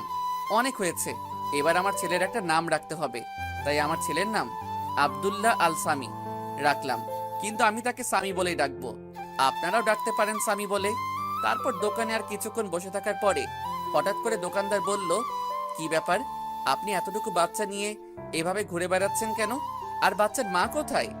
আসলে আমি এই শহরে নতুন, তাই কাউকে চিনি না, আর থাকার একটা জায়গাও নেই, আর বাচ্চার মা নেই, আমি তার মা বাবা। তারপর দোকানদার কি যেন ভেবে বলল, আপনি চাইলে আমার বাড়ির পাশের একটা ছোট বাড়ি আছে, আপনাদের দুজনের থাকার জন্য বেশ ভালো জায়গা। আমি দোকানদারের কথা শুনে বেশ খুশি হলাম। আমি আর কিছু না ভেবে তার কথায় রাজি হয়ে গেলাম। তারপর তিনি আমাকে বাসাটা দেখিয়ে দিয়ে চলে গেল আর বলল, আমার বাড়িটা পাশেই। আমি আমার মেয়েকে বলে যাচ্ছি, আপনার যা যা লাগবে সব কিছু যেন সে দেখে নেয়, আর কোনো সমস্যা হলে আমার মেয়েকে বলবেন। দোকানদার তাই বলে চলে গেল। আর আমি ঘরটা একটু দেখে নিয়ে কাজ শুরু করে দিলাম, মানে ঘর গোছানোর কাজ। কিছুক্ষণ পর দেখি একটা মেয়ে আসলো রুমে। ও, আপনি তাহলে তিনি যার কথা বাবা বলে গেল? তার মানে ইনি দোকানদারের মেয়ে হবে হয়তো। দেখতে মাশাআল্লাহ বেশ সুন্দর, তবে গরিব বলে বেশি সাধারণভাবে চলাফেরা করে, তাই সৌন্দর্যটা বেশি ফুটে উঠছে না। জি, আমি এই ঘর ভাড়া নিয়েছি। আসলে এখানে কাউকে চিনি না তো, তাই আপনাকে আসতে হলো। আপনি একটু দেখিয়ে দিলেই চলবে। আরে আপনি কোনো চিন্তা করবেন না, আপনার যা যা দরকার বলবেন, আমি দেখিয়ে দেব। আর আমাকে আপনি করে না বলে নাম ধরে ডাকলে খুশি হব। আমার নাম তনিমা, তনিমা বললেই খুশি হব। ও আচ্ছা, নাম ধরেই ডাকবো। তখনই স্বামী কেঁদে উঠলো, আর তনিমা বলল, এখানে একটা বাচ্চা কান্না করছে কোথায়? আমি তাড়াতাড়ি গিয়ে স্বামীকে কোলে তুলে নিলাম, কিন্তু কান্না থামার কোনো নাম গন্ধই নেই। এই বাচ্চাটা কার? কার বাচ্চা চুরি করে নিয়ে আসছেন? বলেন, কার বাচ্চা? নইলে আমি কিন্তু লোকজন ডাকবো আর বলবো আপনি একটা বাচ্চা পাচারকারী। আমি বাচ্চা চুরি করতে যাব কেন? এটা আমার ছেলে, আমি ওর বাবা, আর আমি কোনো বাচ্চা পাচারকারী না, বুঝলেন? তাহলে বাচ্চার মা কোথায়? বাচ্চার মাকে তো দেখতে পাচ্ছি না। আমার ছেলের মা নেই, সে আমার ছেলেটাকে জন্ম দিতে গিয়ে মারা গেছে। এখন থেকে আমি ওর মা বাবা। ও, তা আগে বলবেন তো। আর বাচ্চা কেউ এইভাবে কোলে নেয়? দেন আমার কাছে, দেন। তাই বলে তনিমা আমার কাছ থেকে বাচ্চাটা নিজের কাছে নিয়ে নিল, আর স্বামীর কান্না থেমে গেল। আসলে বাচ্চারা মাতৃ করে বেশি মানায়। আচ্ছা, আপনি ঘরটা গোছান, আমি আপনার ছেলেকে দেখছি। তাই বলে তনিমা স্বামীকে নিয়ে বাইরে চলে গেল, আর আমি ঘরটা গোছানো শুরু করলাম। ঘর গোছানো শেষে আমি বাইরে গিয়ে দেখি স্বামী তনিমার কোলে আরামে ঘুমিয়ে আছে। দেখে খুব ভালো লাগলো, কারণ সারাটা দিন বাসের মধ্যে ভালোভাবে ঘুমাতে পারিনি। দেন স্বামীকে আমার কাছে দেন, রুমে শুয়ে দিয়ে আসি। আপনার কাছে দিলে আবার ঘুম ভেঙে যাবে, আমি নিয়ে যাচ্ছি, চলেন। তারপর তনিমা স্বামীকে বিছানায় রেখে চলে আসবে, তখন বলল, আচ্ছা, আপনার নামটাই তো জানা হলো না। আমার নাম আহনাফ হাসান, আমাকে আহনাফ বলে ডাকলেই হবে। ও আচ্ছা, দুপুরে আমাদের বাসায় খাবেন। বাবা বলে গেছে যেন দুপুরে খাবার যেন আমাদের বাসায় খাই। আমি শুধু মাথা নাড়িয়ে ইশারা করে হ্যাঁ বললাম। তারপর আমি নিজের ঘরে চলে আসলাম আর কিছু টুকটাক কাজ করে নিলাম। আসার সময় কিছু টাকা নিয়ে এসেছিলাম, এখন আপাতত এই টাকা দিয়ে চলতে হবে, আর কিছুদিনের মধ্যে একটা চাকরি জোগাড় করতে হবে। কিন্তু আমি চাকরি করতে গেলে স্বামীকে কে দেখবে? তারপর আমি দুপুরের সময় বসে আছি, তখনই তনিমা আমার জন্য খাবার নিয়ে আসলো, আর স্বামীর জন্য ফিডারে করে দুধ নিয়ে আসলো। আপনি আবার কষ্ট করে নিয়ে আসলেন কেন? আমাকে বললে আমি গিয়ে নিয়ে আসতাম। তা কি করে হয়? আপনি তো আমাদের মেহমান, তাই আপনার ভালো মন্দ দেখার সব দায়িত্ব আমার। তারপর আমি তনিমার কাছ থেকে দুধের ফিডারটা নিয়ে স্বামী দুধ খাওয়াতে যাব, তখন তনিমা বলল, এইসব কাজ আপনাদের না, এসব কাজ আমাদের, তাই আপনি খেয়ে নেন, আমি স্বামীকে দুধ খাওয়াচ্ছি। তারপর আমি দুপুরে খাবার খেতে লাগলাম, আর তনিমা স্বামীকে কোলে তুলে খুব যত্ন করে খাওয়াতে লাগলো। মনে হচ্ছে স্বামী তার মায়ের কোলে দুধ খাচ্ছে, আর তনিমা মনে হচ্ছে তার নিজের ছেলেকে কোলে তুলে যত্ন করে দুধ খাওয়াচ্ছে। এইভাবে চলছিল আমাদের দিনগুলি। এখন আমার থেকে তনিমা স্বামীকে বেশি খেয়াল করে, খুব আদর করে স্বামীকে। স্বামী যেন তার নিজের মাকে পেয়েছে, আর তনিমা আমাকেও বেশ কেয়ার করে। আর হ্যাঁ, তনিমার মা বেঁচে নেই, তনিমার বাবা সারাদিন চায়ের দোকানে কাজ করে, আর তনিমা সারাদিন স্বামীকে নিয়ে পড়ে থাকে। আমি কিছুদিন ধরে ভাবছি আমি একটা চাকরি করব, কারণ বাড়ি বসে থাকতে সবসময় ভালো লাগে না। আর এখন স্বামীকে নিয়ে বেশি চিন্তা করি না, কারণ স্বামী দেখাশোনা করার জন্য তনিমা আছে। কারণ আমার থেকে তনিমা স্বামীকে বেশি দেখাশোনা করে, প্রায় সবসময়ই আমি তনিমার কাছে থাকি। আর তনিমা কেমন যেন সবসময় আমাকে কেয়ার করে, সবসময় খোঁজ খবর নেয়, কখন কোনটা লাগবে সবকিছু তনিমা নিয়ে আসে। তারপর আমি কিছুদিনের মধ্যে একটা চাকরি পাই, আর পরশু চাকরিতে জয়েন করতে হবে। তনিমা শোনো, বলছি আমি একটা চাকরি পাইছি, আর ভাবছি চাকরিটা করব, কিন্তু স্বামীকে দেখে রাখবে কে? তাই তুমি যদি স্বামীকে একটু দেখে রাখতে। তো আমাকে বলছেন কেন? যান না, চাকরি করেন। আর এতদিন স্বামীকে মনে হয় অন্য কেউ দেখে রাখছে, যে আজ আমাকে বলছে যে দেখে রাখতে। এতদিন অন্য মানুষ দেখে রাখছে, আমি না হয় এখন দেখে রাখবো। আসলে আমি কথাটা ওভাবে বলতে চাইনি। আমার থেকে তো তুমি ওকে বেশি দেখাশোনা করো, তাই তোমাকে একটু বললাম। এখন তো আমি সে সকালে যাব, আর ফিরতে সন্ধ্যা হয়ে যাবে, তাই বললাম আর কি। আপনি কোনো চিন্তা করবেন না, স্বামীকে আমি ভালোভাবে দেখে রাখবো।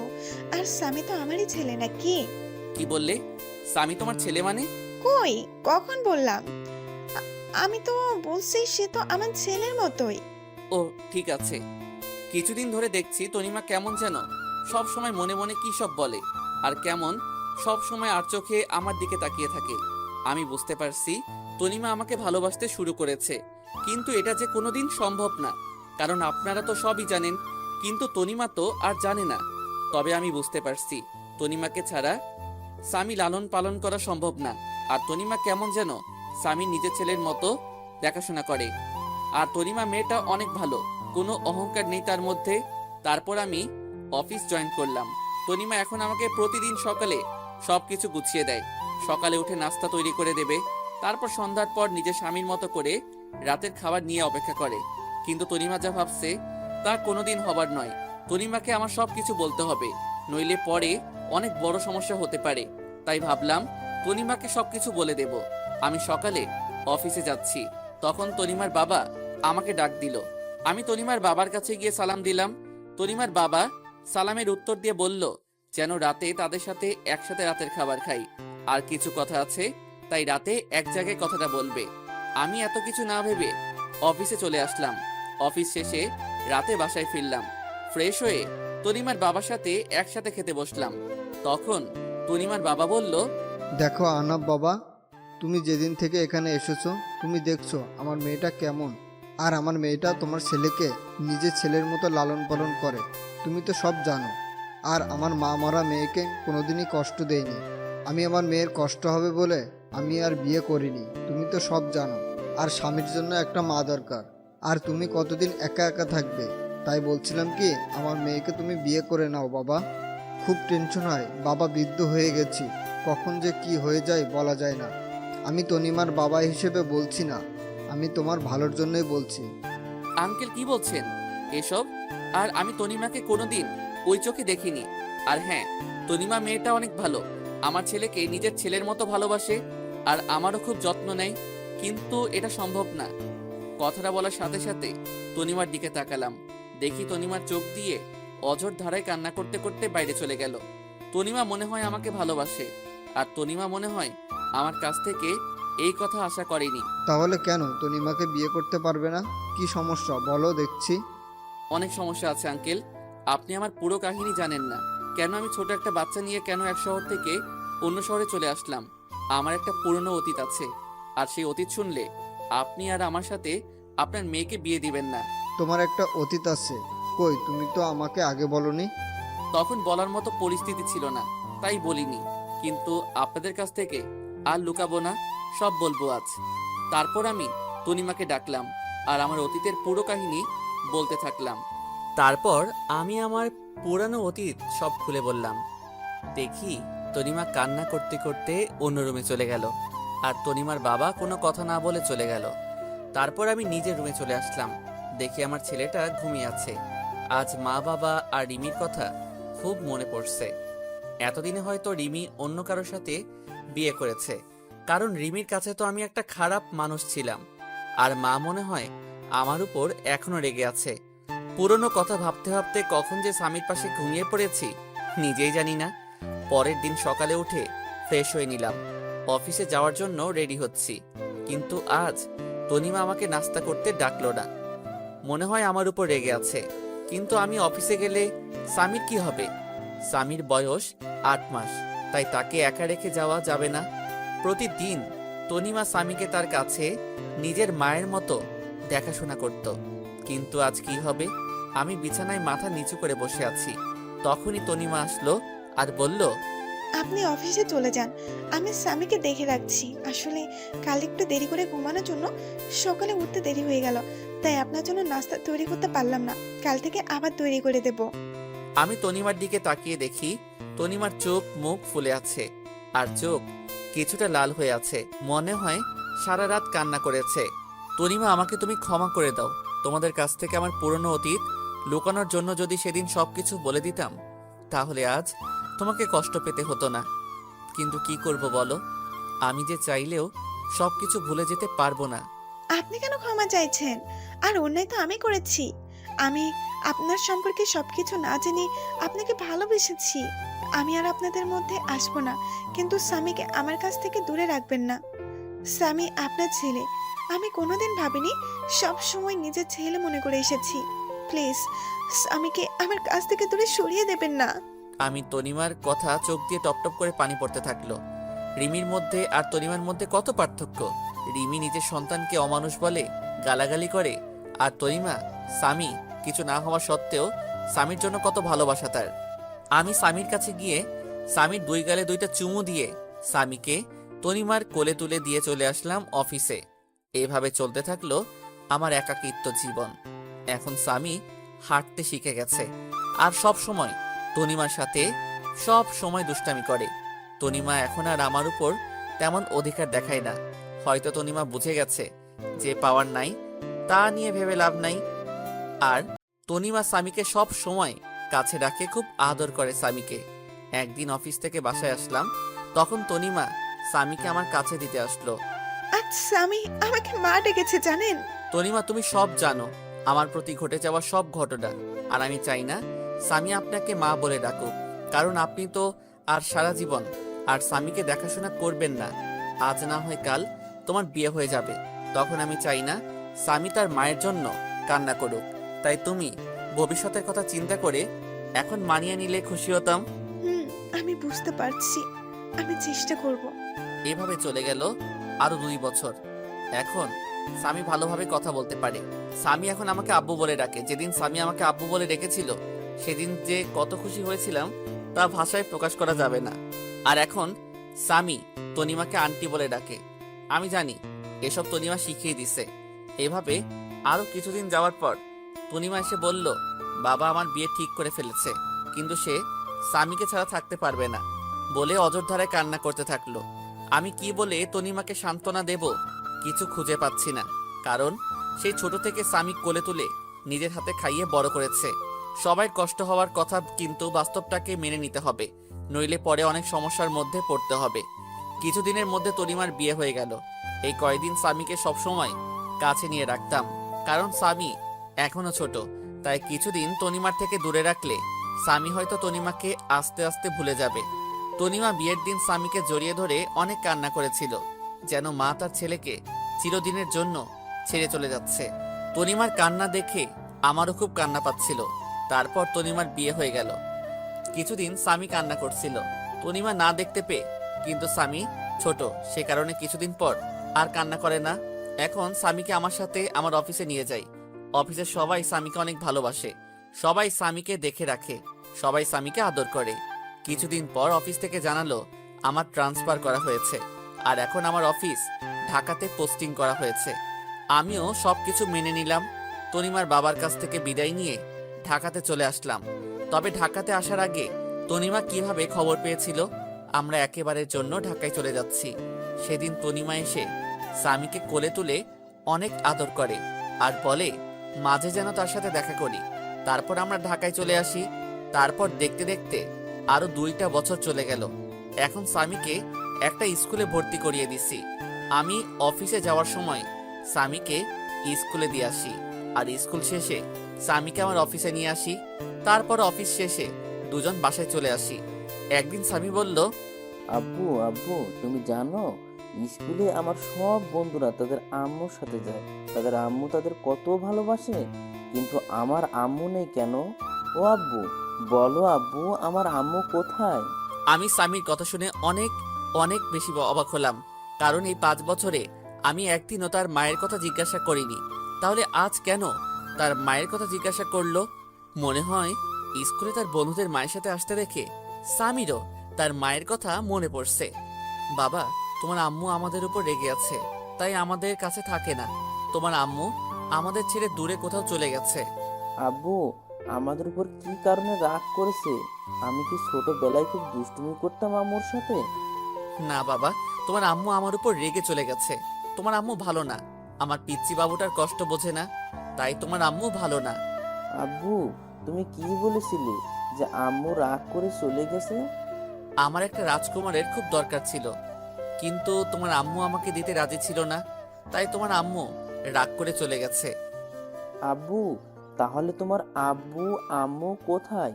তারা কেন আমাদের সাথে থাকে না? আমার আম্মু আব্বু আমাকে খুব ভালোবাসতো। ঠিক আমি যেভাবে তোমাকে আদর করি, ঠিক সেভাবে আমাকেও আদর করত। তাহলে তোমার আম্মু আব্বু কোথায়? আমি তো আমার আব্বুর সাথে থাকি, তুমি কেন তোমার আব্বুর সাথে থাকো না? তোমার আম্মুর জন্য আমার আম্মু আব্বু আমার উপর রেগে চলে গেছে। তাহলে আমার আম্মুর কাছে কোনোদিন যাব না। কেন যাবে না? তুমি তোমার আম্মুর কাছে, তুমি তো এইমাত্র বললে আমি আম্মুর কাছে যাব। না যাব না, আম্মু খুব খারাপ, অনেক পচা। আমার আম্মুর জন্য তোমার আম্মু আব্বু তোমার উপর রাগ করে চলে গেছে। পরে যদি আম্মুর জন্য তুমি যদি আমার উপর রেগে আমাকে ছেড়ে চলে যাও? না বাবা, তোমাকে ছেড়ে আমি কোথাও যাব না। উম্মা। আব্বু আমি তোমার আম্মুর আব্বুর কাছে যাব। কেন? তুমি আমার আম্মু আব্বুর কাছে যাবে কেন? আমি তোমার আম্মু আব্বুর কাছে গিয়ে মাপ চাইবো, যেন আমার আব্বুর ওপর যেন আর রেগে না থাকে। না বাবা, তারা তোমার কথা শুনবে না। আমার উপর আমার আম্মু অনেক রেগে আছে। না আব্বু, আমি যাব আর তোমার আম্মুর কাছে পা জড়িয়ে ধরে মাপ চাইবো, যেন তোমাকে মাপ করে দেয়। আচ্ছা বাবা, তোমার পরীক্ষা শেষ হলে নিয়ে যাব। ঠিক আছে বাবা। ঠিক আছে আব্বু। তাই বলে স্বামী শুয়ে পড়ল, আর আমি ভাবতে থাকলাম আমাকেও অনেক মা বাবাকে দেখতে ইচ্ছে করছে। অনেকদিন মা বাবাকে দেখিনি, তাই স্বামীর পরীক্ষা শেষ হলে কিছুদিনের জন্য আবার সেই নিজের চিরচেনা শহর যশোরে যাব। এতদিনে মনে হয় রিমি আর একটা বিয়ে করে স্বামীর সাথে সুখে শান্তিতে সংসার করছে। রিমি সুখে থাকলেই ভালো, আমি আর কারো প্রতি মায়া জন্মাতে দেব না। এক রিমিকে ভালোবেসে আমার জীবনটা শেষ করে দিয়েছে, আমার মা বাবার কাছ থেকে আলাদা করে দিছে। আমি আর আমার ছেলের মাঝখানে অন্য কাউকে আসতে দেব না। তারপর পুরনো কথা ভাবতে ভাবতে কখন যে ঘুমিয়ে পড়েছি ঠিক খেয়াল নেই। তারপর সকালে ফ্রেশ হয়ে স্বামীকে তৈরি করে স্বামীর স্কুলে নামিয়ে দিয়ে আমি অফিসে চলে আসলাম। এভাবে দেখতে দেখতে স্বামীর পরীক্ষা শেষ হয়ে গেল, আর আমারও অফিস কিছুদিনের জন্য ছুটি নিয়ে আমার নিজের শহরে যাওয়ার জন্য ব্যাগপত্র গুছিয়ে নিলাম। পরের দিন রাত 12টার সময় ঢাকা টু যশোর 2টা টিকিট কিনে বাসে উঠে পড়লাম। আজ 5 বছর পর নিজের শহরে যাচ্ছি। মনের মধ্যে কেমন অন্যরকম একটা ভয় কাজ করছে। দীর্ঘ 6 ঘন্টা জার্নি করার পরে নিজের শহরে পৌঁছালাম। খুব ভালো লাগছে। অনেক দিন পর নিজের শহরে আসলাম। অনেক স্মৃতি জড়িয়ে আছে এই শহরের সাথে। তারপর একটা সিএনজি নিয়ে নিজের বাড়ির দিকে রওনা হলাম। 30 মিনিট পর আমার বাসার সামনে আসলাম। বাড়িটা এখনো আগের মতো রয়েছে। এবারও মনে হয় বাড়িতে চুনকাম করা হয়নি। আমি দরজার সামনে দাঁড়িয়ে কলিং বেল বাজালাম। কিছুক্ষণ পর দরজা খুলে গেল, আর আমার মা দরজা খুলে দিল।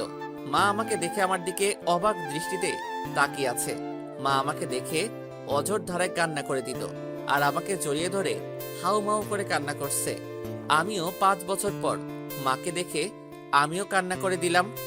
আব্বু তুমি কান্না করছো কেন? আর ইনি কি তোমার আম্মু? হঠাৎ করে স্বামী ডাকে আমাদের হুঁশ ফিরল।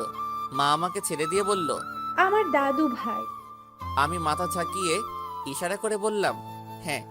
এবার মা নিচু হয়ে স্বামীর সামনে বসে পড়ল, আর সারা মুখে মা চুমু দিতে থাকলো, আর জড়িয়ে ধরে কান্না করতে লাগলো, আর বলল, বাবা আহনাফ, আমাকে ক্ষমা করে দে বাবা।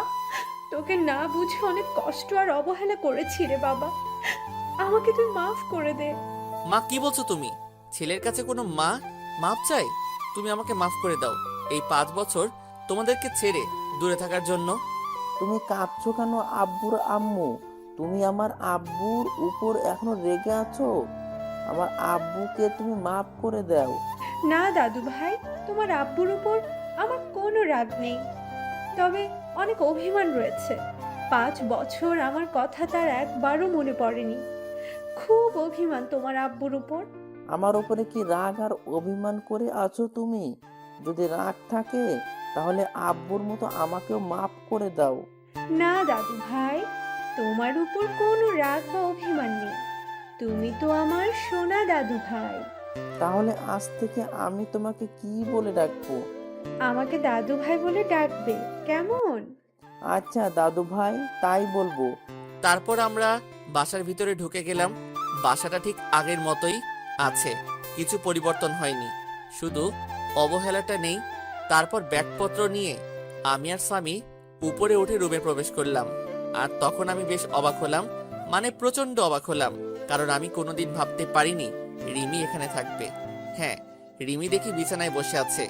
অন্যদিকে ফিরে আমরা এসেছি হয়তো এখনো জানে না, কিন্তু রিমি এ বাড়িতে কেন?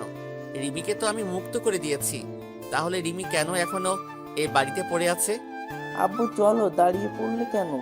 স্বামীর কথা শুনে রিমি আমাদের দিকে ফিরল।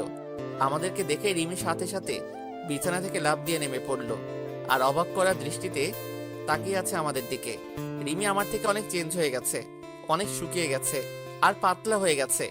রিমি কিছু বলছে না, চোখের পানি টলমল করছে। রিমি এবার দৌড়িয়ে এসে আমাকে জড়িয়ে ধরলো আর চিৎকার করে কান্না করতে থাকলো। রিমি আমাকে জড়িয়ে ধরে জোরে জোরে কান্না করছে আর আমার গালে হাত দিয়ে আমার কপালে দুই গালে দাড়িতে পাগলের মতো চুমু খেতে লাগলো আর শক্ত করে জড়িয়ে ধরে আছে। কোথায় ছিলে তুমি এই 5 বছর? তুমি চলে যাওয়ার পর তোমাকে আমি পাগলের মতো খুঁজেছি। জানো, তুমি চলে যাওয়ার পরে আমি পাগলের মতন হয়ে গেছিলাম। তোমাকে অবহেলা করতে করতে কখন যে ভালোবেসে ফেলেছিলাম নিজেই জানি না। কিন্তু আমাকে কি না বলতে দিয়ে আমাকে ছেড়ে চলে গেলে? খুব ভালোবাসি তোমাকে, প্লিজ আমাকে আর ছেড়ে চলে যেও না। আমি রিমিকে এক ঝটকায় সরিয়ে দিলাম আর বললাম, কে আপনি? আর আমাকে এভাবে জড়িয়ে ধরে কান্না করছেন কেন? আর কি সব ভালোবাসার কথা বলছেন? আমি কাউকে ভালোবাসতাম, এখন আর কাউকে ভালোবাসি না। রিমি আমার কথা শুনে যেন মনে হলো রিমির মাথায় যেন আকাশ ভেঙে পড়ল। রিমি আমার দিকে করুণ দৃষ্টিতে তাকিয়ে আছে। প্লিজ আহনাফ, আমাকে মাফ করে দাও। আমি তোমাকে ছাড়া বাঁচতে পারবো না। আমাকে আর কষ্ট দিও না। তোমার দেওয়া কষ্ট আমি আর সহ্য করতে পারছি না। প্রতিদিন রাতে তোমার কথা ভেবে অনেক কষ্ট করতাম, অনেক কান্না করতাম। তুমি আসবে বলে প্রতিদিন তোমার পথের দিকে চেয়ে থাকতাম। তুমি আসবে আর আমাকে তোমার বুকে জড়িয়ে ধরে রাখবে। প্লিজ আমাকে মাফ করে দাও। আমি আর কষ্ট সহ্য করতে পারছি না। হাসালে, তুমি আমাকে ভালোবাসো তাই না? কোথায় ছিল তোমার এত ভালোবাসা? যেদিন তোমাকে একবার দেখার জন্য টানা 2 বছর তোমার পিছনে পড়েছিলাম, কোথায় ছিল তোমার ভালোবাসা? যেদিন আমি ভালোবাসার নামে শুধু অবহেলা পেয়েছি, তোমার কাছে প্রতিদিন মাফ চাইতাম আমার একটা মাত্র অন্যায়ের জন্য, কিন্তু আমি কি পেয়েছি? শুধু কিছু সুন্দর সুন্দর গালাগালি আর মায়ের অবহেলা। তুমি কি জানো আপনজনের অবহেলা কত কষ্টকর, কতটা অসহ্য, যা আমাকে ভিতর থেকে একদম শেষ করে দিয়েছে। তাই আমি আর কখনো অবহেলা সহ্য করতে পারবো না। আর কারো প্রতি আমার কোনো টান নেই বা ভালোবাসা নেই। এখন শুধু আমি আমার ছেলেকে নিয়ে বাঁচতে চাই। আমার পুরো পৃথিবী জুড়ে এখন শুধু আমার ছেলে রয়েছে। আমি আর কাউকে আমার পৃথিবীতে প্রবেশ করতে দেব না। রিমি এবার নিচে তাকিয়ে দেখে স্বামী দাঁড়িয়ে আছে। রিমি স্বামীকে দেখে আরো জোরে কান্না শুরু করে দিল আর রিমি হাঁটু ভাঁজ করে স্বামীর সামনে গিয়ে বসে পড়ল আর জড়িয়ে ধরলো স্বামীকে। স্বামীকে জড়িয়ে ধরে কান্না করতে থাকলো আর 2 গালে চুমু খেলো। রিমির এমন ঢঙের ভালোবাসা দেখে আমার রাগটা চরমে উঠে গেল।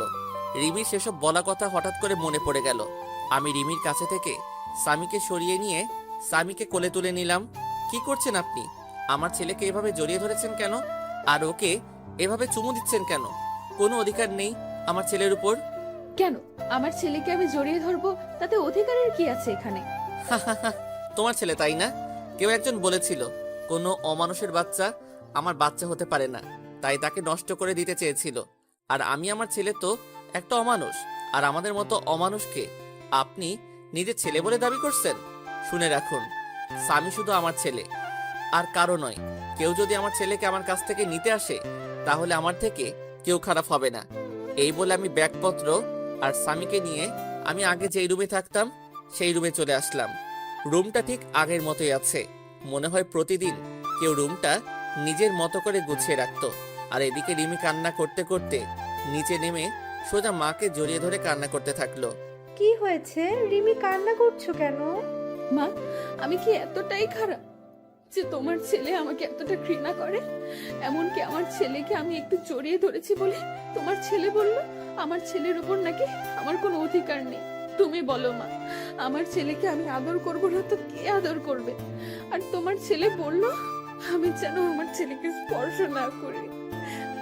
আহনাফ মনে হয় আগের কথা কিছু ভুলতে পারেনি, এখনো মনে হয় তোর উপর রেগে আছে, তাই হয়তো তোর সাথে এমন ব্যবহার করছে। যখন তোর প্রতি রাগ কমে যাবে তখন দেখবি আস্তে আস্তে সব ঠিক হয়ে যাবে। তুই শুধু আমার ছেলেকে ভালোবেসে যাবি, দেখবি একদিন সব কিছু ভুলে তোর কাছে ফিরে আসবে। তারপর আমি রুমে এসে কাপড় চেঞ্জ করে ফ্রেশ হয়ে নিলাম। তারপর একটু রেস্ট নিয়ে নিচে আসলাম দুপুরের খাবার খেতে। মা বাবা এখনো আসেনি অফিস থেকে।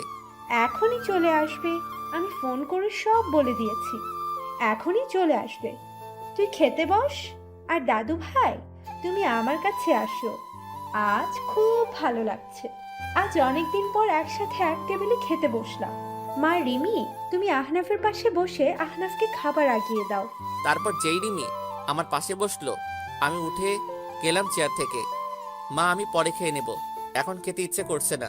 আর স্বামীকে খাইয়ে দিয়ে সোজা আমার রুমে নিয়ে আসবে, ঠিক আছে মা? তাই বলে আমি উপরে উঠে রুমে চলে আসলাম। এভাবে কিছুক্ষণ রেস্ট নেওয়ার পর বাসার কাজের লোক আমার রুমে খাবার দিয়ে গেল। খাবার খেয়ে একটু রেস্ট নিয়ে নিলাম, কিন্তু স্বামী এখনো রুমে আসলো না কেন? আমি উঠে নিচে গিয়ে দেখি রিমি আর স্বামী নিচে বসে আছে। বলতে গেলে স্বামী রিমির কোলে বসে বসে খেলা করছে, আর রিমি মাঝে মাঝে স্বামীর মুখে চুমু দিচ্ছে। আমি রিমির কাছ দেখে মাথাটা পুরো গরম হয়ে গেল। যখন জানতে পারে আমাদের ছেলে আসছে পৃথিবীতে, তখন রিমি যতটা না আমাকে অবহেলা করছে, তার থেকে বেশি গালাগালি করছে আমার ছেলেটাকে। তাই আমি সোজা নিচে নেমে চলে আসলাম। আমি নিচে গিয়ে রিমির কোল থেকে স্বামীকে নিয়ে নিলাম। আপনাকে বলছি না আমার ছেলের উপর কোনো অধিকার দেখাতে আসবেন না? তারপরও কেন আমার ছেলের কাছে আসার চেষ্টা করছেন? আর আমি চাই না কোনো জানোয়ারের বাচ্চা কাছে আসুক। তাই বলে আমি ওখান থেকে স্বামীকে নিয়ে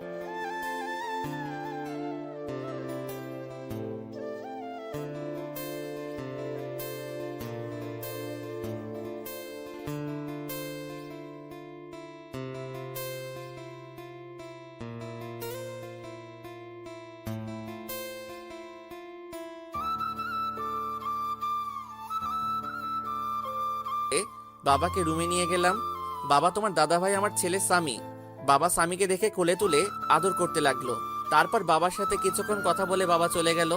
তারপর আমি আর স্বামী একটু ঘুমিয়ে বিকালে উঠে একটু বাইরে হাঁটতে বের হলাম।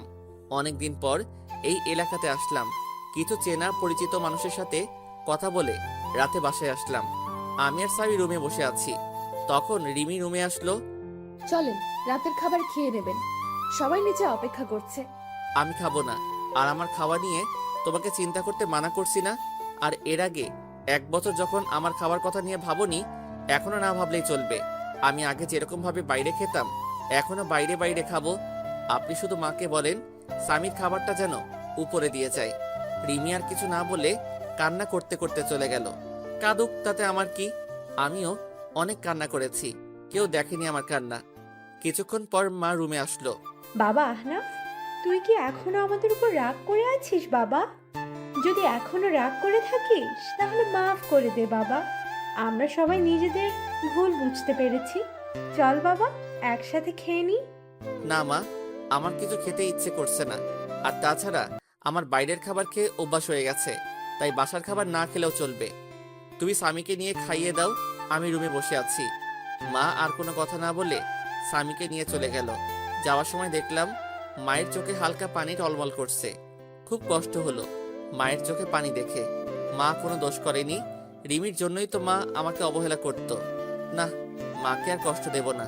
তারপর কিছুক্ষণ পর দেখি রিমি স্বামীকে দিয়ে গেল, আর আমি স্বামীকে বিছানায় বসিয়ে রুমের দরজা বন্ধ করে দিলাম। রিমির চোখে পানি দেখলাম, কাঁদলে কাঁদুক, তাতে আমার কিছু করার নেই। বিছানায় শুয়ে শুয়ে ভাবছি রিমি আমাকে আগে দু চোখে দেখতে পারতো না, আর এখন কেমন দৃষ্টিতে তাকিয়ে থাকে। রিমির চোখে এখন আমার জন্য অন্য কিছু দেখি, হয়তো আমার অনুপস্থিতিতে আমাকে ভালোবেসে ফেলছে। কিন্তু রিমির উপর যে এখন আমার কোনো রকম ফিলিংস কাজ করে না। 5 বছর আগের কথা মনে পড়লে ভীষণ রাগ আর কষ্ট হয় খুব। পুরনো কথা ভাবতে ভাবতে কখন যে ঘুমিয়ে গেছি নিজেই জানি না। পরের দিন সকালে ঘুম থেকে উঠে দেখি স্বামী বিছানায় নেই। আমি তাড়াতাড়ি বিছানা থেকে উঠে চোখ মুছতে মুছতে নিচে এসে দেখি স্বামীকে সুন্দর পোশাক পরিয়ে নিজের কোলে তুলে খুব সুন্দর করে নিজের হাতে খাইয়ে দিচ্ছে, আর তারা কথা বলছে। বাবা, তোমার এতদিন মায়ের কথা মনে পড়েনি? খুব মনে পড়তো আম্মু। আমার স্কুলের সব বন্ধুদের তাদের মা স্কুলে নিয়ে যেত, আবার নিয়ে আসতো। খুব মন খারাপ হতো তখন, কিন্তু আব্বুকে যেই মায়ের কথা বললাম তখন আব্বু বলতো আমার নাকি কোনো মা নেই, আমার মা নাকি খুব পচা। আমাকে আর আব্বুকে অনেক গালাগালি করতো আর অবহেলা করতো। কিন্তু আম্মু, তুমি তো অনেক ভালো। আম্মু, তাহলে আব্বু ওরকম কথা বলতো কেন যে তুমি অনেক খারাপ পচা? স্বামীর কথা শুনে রিমির মুখটা মুহূর্তের মধ্যে ফ্যাকাশে হয়ে গেল, কারণ সে নিজেই তো তার ছেলেকে আর আহনাফ অনেক গালাগালি আর অনেক খারাপ ভাষায় কথা বলেছে। ভাবতেই চোখ দিয়ে 2 ফোঁটা নোনা জল বের হলো। আমি আর দাঁড়িয়ে না থেকে রিমির সামনে চলে গেলাম। এই যে মিস, ভদ্র মহিলা, আপনার লজ্জা করে না পরের ছেলেকে আদর করতে? আর আমাদের মতো পাপী নোংরা মানুষকে স্পর্শ করলে আপনার আবার সমস্যা হবে। আর স্বামী, তোমাকে না বলছি আমাকে না বলে কোথাও যাবে না, তাহলে কেন এখানে আসছো? আর আমি বলেছি না তোমার আম্মু নেই, তাহলে কেন এই মহিলাকে আম্মু বলছো? আর যেন কোনোদিন তোমাকে আম্মু বলতে না দেখি, মনে থাকবে তো? আর আমি তোমার আব্বু আম্মু, মনে থাকবে তো? আব্বু, কিন্তু এই আম্মুটা বলেছে উনি নাকি আমার আম্মু, তাই আমি আম্মু বলে ডেকেছি। আর এই আম্মু আমার অনেক ভালোবাসে আর আদর করে, আমি আম্মু বলে ডাকি। চুপ, একদম চুপ। আর একবার আম্মু বলে তোমাকে একটা থাপ্পড় মারবো। স্বামী আমার ঝাড়ি শুনে ভয় পেয়ে গেল আর কান্না করতে লাগলো। প্লিজ, স্বামীকে বকবেন না, ওর কোনো দোষ নেই। আমি ওকে জোর করে নিয়ে আসছি। আর ওকে কেন পাপী নোংরা বলছে? ও তো একটা ছোট বাচ্চা। এই কথাটা আজ থেকে 5 বছর আগে আমার ছেলেকে বলেছিল। তখন সে একদম বাচ্চা ছিল, একদম নিষ্পাপ ছিল। এতটাই নিষ্পাপ ছিল যে তার তখনও জন্ম হয়নি। তখন থেকে সে অন্যায়ভাবে নিয়মিত অমানুষ পাপী জানোয়ার বলে স্বীকৃতি পেয়েছে। আমার কথা শুনে রিমি এবার মাথাটা নিচু করে জোরে জোরে কান্না করতে করতে ফ্লোরে বসে পড়ল আর কান্না করতে থাকলো। আমি স্বামীকে নিয়ে চলে আসলাম উপরে। স্বামী কান্না করতে করতে আমার কাঁধের উপর ঘুমিয়ে পড়েছে। আমি স্বামীকে বিছানায় রেখে ফ্রেশ হতে চলে গেলাম। ফ্রেশ হয়ে গুছিয়ে নিলাম, একটু বাবার অফিসে যাব। আজ অনেকদিন পর একটু অফিসে যাব, কিন্তু স্বামী ঘুমিয়ে পড়েছে। ওকে রেখে যাব নাকি সাথে নিয়ে যাব, এই নিয়ে চিন্তায় পড়ে গেলাম। তারপর স্বামীকে রেখে যাওয়ার সিদ্ধান্ত নিলাম।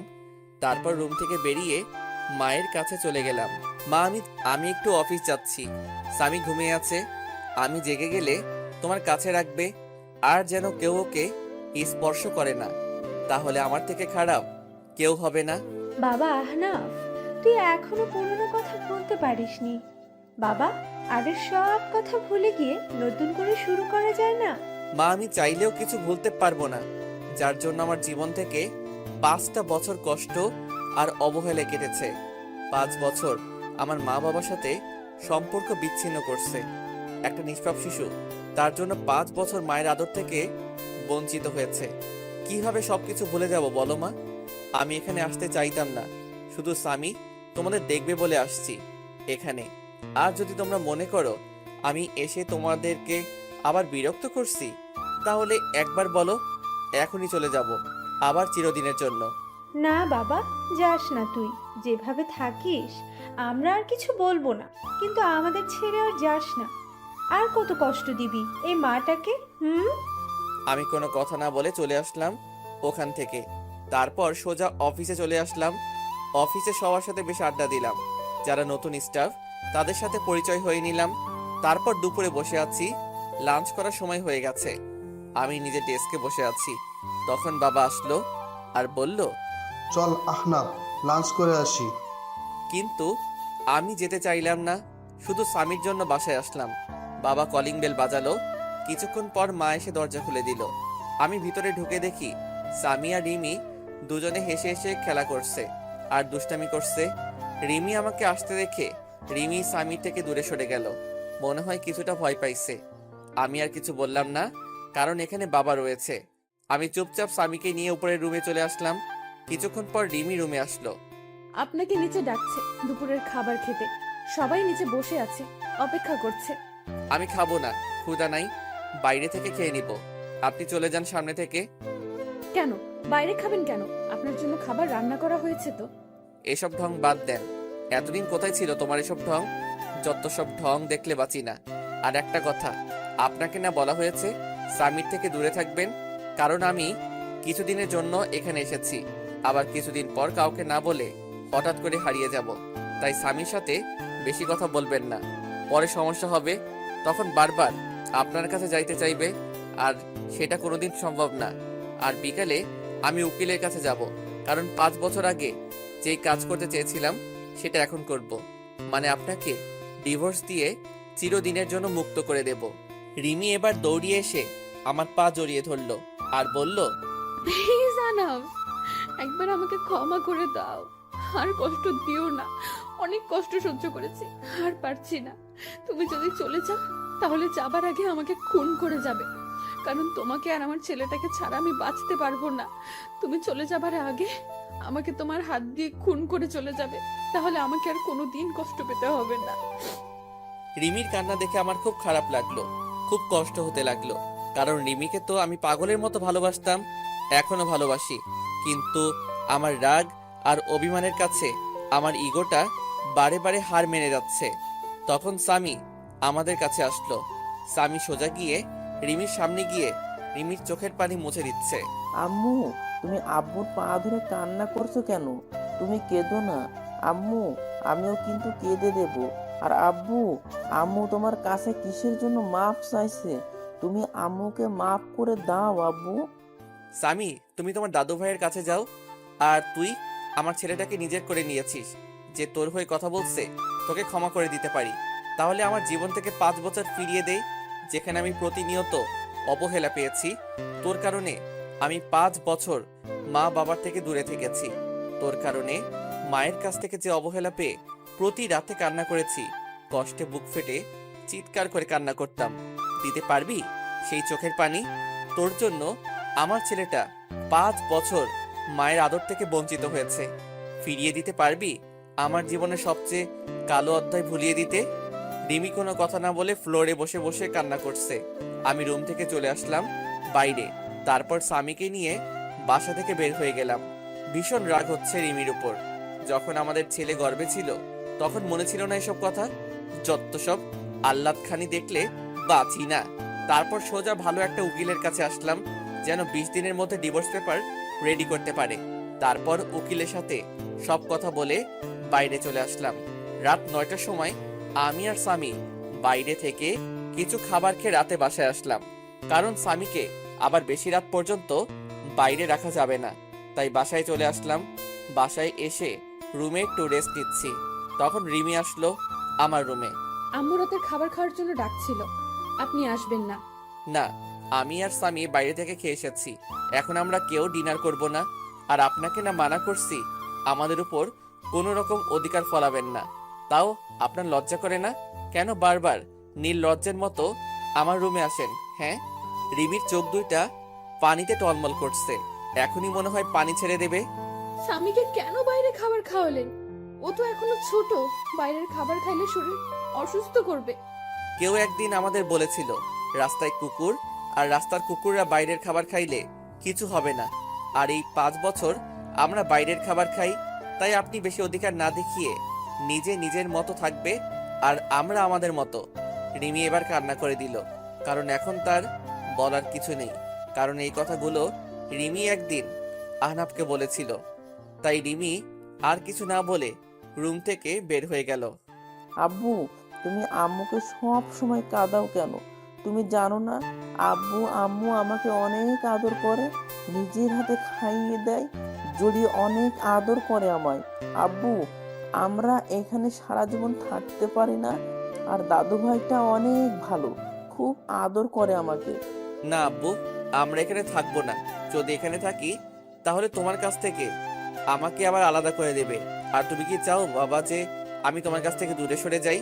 না আব্বু, তুমি আমাকে রেখে চলে যেও না, আমি তোমার কাছেই থাকবো। কিন্তু আমরা যে কদিন এখানে আসি, সে কয়দিনে আমি আম্মুর কাছে একটু আদর পেয়ে নিই। আমি স্বামীর কথা ভেবে কি বলবো কিছু বুঝতে পারছি না। কি করব? ছোট বাচ্চা একটা, কোনোদিন মায়ের আদর পাইনি, এখন তাও আমি তার আদর থেকে দূরে সরিয়ে দিচ্ছি? না বাবা, তুমি যত ইচ্ছা তোমার আম্মুর কাছে যেতে পারো, কিন্তু আমরা এখান থেকে চলে যাওয়ার পর কিন্তু আম্মুর জন্য কান্না করতে পারবো না। আচ্ছা, মনে থাকবে আব্বু। তাই বলে স্বামী এক দৌড়ে নিচে চলে আসে আর তার মায়ের কোলে উঠে পড়ে জড়িয়ে ধরে। কি হলো? আমার বাবাটা আজ আমার কাছে? কি ব্যাপার? তোমার আব্বু দেখলে যে আমাকে খুব বকবে। না আম্মু, আব্বু বকবে না, আব্বুই তো তোমার কাছে আসতে বললো, আর তোমার কাছে থেকে যেন আদরগুলো নিয়ে নি। স্বামীর কথা শুনে রিমি স্বামীকে জড়িয়ে ধরে বেশ কয়েকটা চুমু দিল। আমাকে একটু তোমার হাতে খাইয়ে দেবা? তুমি যখন খাইয়ে দাও তখন আমার খুব ভালো লাগে জানো। রিমি আর কিছু বলল না, কান্না করতে করতে এক প্লেট খাবার নিয়ে এসে খুব যত্ন করে খাইয়ে দিল। তারপর খাওয়া শেষে রিমি স্বামীকে আহনাপের রুমে দিয়ে আসতে গেল। ধন্যবাদ আপনাকে। হঠাৎ কিসের জন্য ধন্যবাদ বলছেন? এই যে স্বামীকে আমার কাছে পাঠালেন তাই। আমার কোনো ইচ্ছা নেই আমার ছেলেকে আপনার কাছে পাঠাবো। স্বামী জেদ ধরেছিল, আর আমরা আর 20 দিন এখানে আছি, তাই স্বামী যেন সব সময় হাসি খুশি থাকে, সেজন্য আপনার কাছে পাঠাইছি। আপনি যে আবার অন্য কিছু ভাববেন না। আর 20 দিন পর আমরা আবার চলে যাব। আর আমি উকিলের কাছে গিয়েছিলাম, বলছে 20 দিনের মধ্যে ডিভোর্স পেপার রেডি হয়ে যাবে। প্লিজ আপনি চলে যাবেন না, আমি স্বামীকে ছাড়া থাকতে পারবো না। দরকার হলে আমি স্বামীর আশেপাশে যাব না, তবু আপনি চলে যাবেন না। খুব কষ্টে কাটিয়েছি এই 5টা বছর, প্রতিটা রাতে আপনার জন্য কান্না করেছি আর সব সময় দোয়া করেছি যেন আপনি আমার ছেলে সুস্থ থাকেন। আমি আর কোনো প্রকার অধিকার দেখাবো না, তবু আমাকে ছেড়ে চলে যাবেন না। আমি আর কোনো কথা না বলে ছাদে চলে আসলাম। এসে রিমির বলা কথাগুলো ভাবছি আর সিগারেট টানছি। তারপর রুমে এসে দেখি স্বামী ঘুমিয়ে পড়েছে। রিমি স্বামী পাশে শুয়ে স্বামীর মাথায় হাত বুলিয়ে দিচ্ছে। আমি রুমে আসার পরই রিমি বিছানা থেকে দাঁড়িয়ে গেল। এখন যাও, অনেক রাত হয়ে গেছে, ঘুমিয়ে পড়ো। আমি কি আজ স্বামীর পাশে ঘুমাতে পারি? প্লিজ মানা করবেন না। আপনি তো আমাকে ছেড়ে চলে যাবেন, শুধু এই কয়টা দিন আমাকে থাকতে দিন স্বামীর পাশে। আর তারপরে হয়তো আর কোনোদিন থাকা হবে না। যেখানে নিজের ছেলেকে আদর করতে পারমিশন নিতে হয়, সে জীবন রেখে আর লাভ নেই। কি বলছেন? আমি তো একটা জানোয়ার, আর জানোয়ারের সাথে রাতে থাকতে পারবেন যদি আপনার দুর্বলতার সুযোগ নেই? আর আপনিই তো একদিন বলেছিলেন আমাকে। পুরোনো কথা বলবেন না, খুব কষ্ট হয় পুরোনো কথা মনে করলে, যা আমার মনটাকে তিলে তিলে শেষ করে দিয়েছে। আপনার কোনো সমস্যা না হলে থাকতে পারেন। রিমি স্বামীর পাশে শুয়ে পড়ল, আর আমি সোফায় শুতে যাব। তখন আপনি সোফায় শুতে যাচ্ছেন কেন? বিছানায় আসেন। বিছানায় ঘুমালে আবার আমাদের মতো অমানুষ নিজেকে কন্ট্রোল করতে পারবো না। তার থেকে আপনি বিছানায় ঘুমান, আমি সোফায় ঘুমাই। রিমি কিছু না বলে বিছানায় ঘুমিয়ে পড়ল। রিমির খুব কষ্ট হচ্ছে। এতদিন আহনাফের জন্য অপেক্ষা করলো, যে আহনাফকে ভালোবেসে আবার সুখে শান্তিতে সংসার করবে। কিন্তু আহনাফ তার রাগ আর অভিমানের কাছে হার মেনে গেল। এদিকে আহনাফ ভাবছে রিমি এখন আর আগের মতো নেই। রিমি অনেক চেঞ্জ হয়ে গেছে, সব সময় আমার পাশে থাকতে চাই, কিন্তু আমি আসতে দেই না। রিমি মনে হয় আমাকে ভালোবাসে, অনেক ভালোবাসে হয়তো। পরের দিন আমার একটু তাড়াতাড়ি ঘুমটা ভেঙে গেল। আমি বিছানার দিকে তাকিয়ে দেখি স্বামী রিমিকে জড়িয়ে ধরে ঘুমিয়ে আছে। রিমির চোখ দুটো ফুলে আছে, মনে হয় সারা রাত কান্না করেছে। চুলগুলো এলোমেলো ভাবে রিমির মুখের উপর আছে। খুব মায়াবী লাগছে রিমিকে। আর স্বামী যেন মনে হয় সব থেকে বেশি খুশি, কারণ স্বামী তার মায়ের বুকে পরম যত্নে ঘুমিয়ে আছে। খুব ভালো লাগছে দেখে মা ছেলের ঘুমন্ত চেহারা। আমি বাথরুমে ঢুকলাম ফ্রেশ হতে। ফ্রেশ হয়ে এসে দেখি স্বামী আর রিমি দুজনে দুষ্টামি করছে। আমাকে দেখে রিমি চুপ হয়ে গেল। আমি বাইরে বের হয়ে আসলাম। বাইরে থেকে হালকা নাস্তা করে বাসায় চলে আসলাম। বাসায় এসে দেখি রিমি, মা আর স্বামী তিনজনে বসে বেশ আড্ডা দিচ্ছে। বাবা আহনাফ, সকালে নাস্তা না করে কোথায় গিয়েছিলি? বাইরে গিয়েছিলাম নাস্তা করতে, তাই দেরি হয়ে গেল। বাইরে কেন নাস্তা করবি? আমি তো তোর জন্য নাস্তা তৈরি করেছি। এই বাড়িতে আমার জন্য আবার নাস্তা তৈরি হলো কবে থেকে? এমন করে কেন বলছিস বাবা? মানুষ মাত্রই তো ভুল করে, তাই বলে তুই আমাদের ক্ষমা করে দিবি না? আমি সবাইকে ক্ষমা করে দিয়েছি, আর বাইরের খাবার খেয়ে অভ্যাস হয়ে গেছে, তাই বাসার খাবার ভালো লাগে না। আমি এই বলে রুমে চলে আসলাম।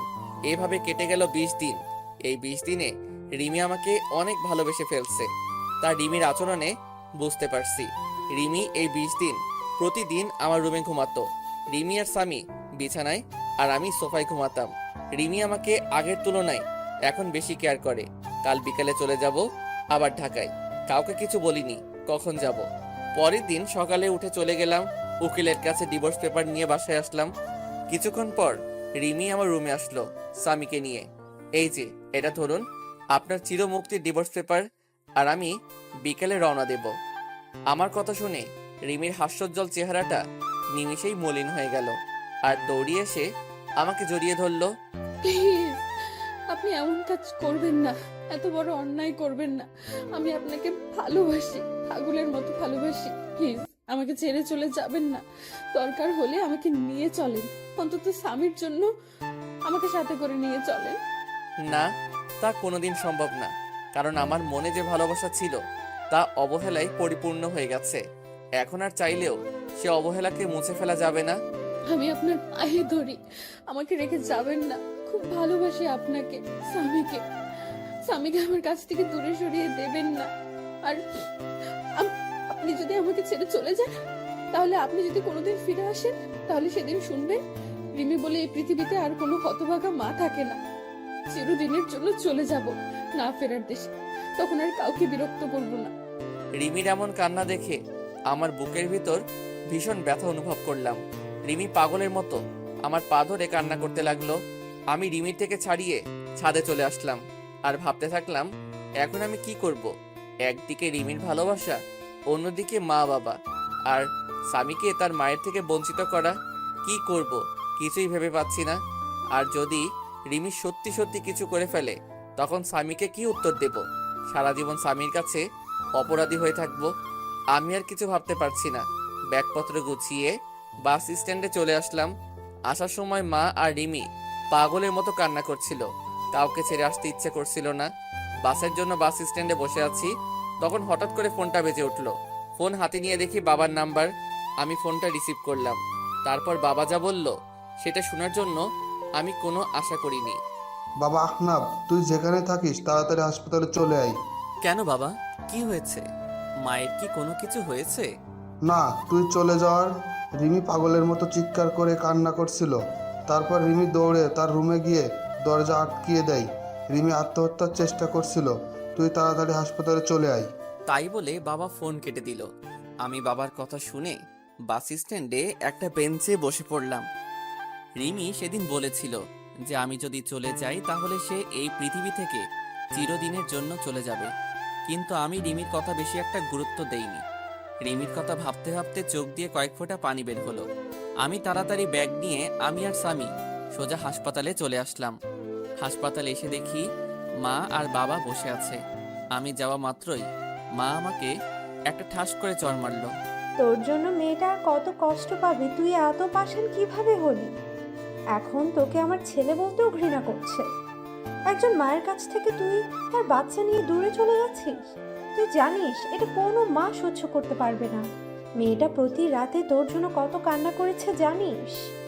প্রতিদিন আমাকে জড়িয়ে প্রচুর কান্না করত আর বলতো, মা তুমি আমার ছেলে আর স্বামীকে ফিরিয়ে দিতে, কিন্তু আমি কিছু বলতে পারতাম না। আজ যদি আমার মেয়েটার কিছু হয়ে যায়, তাহলে চিরদিনের জন্য আমাকেও হারাতে হবে।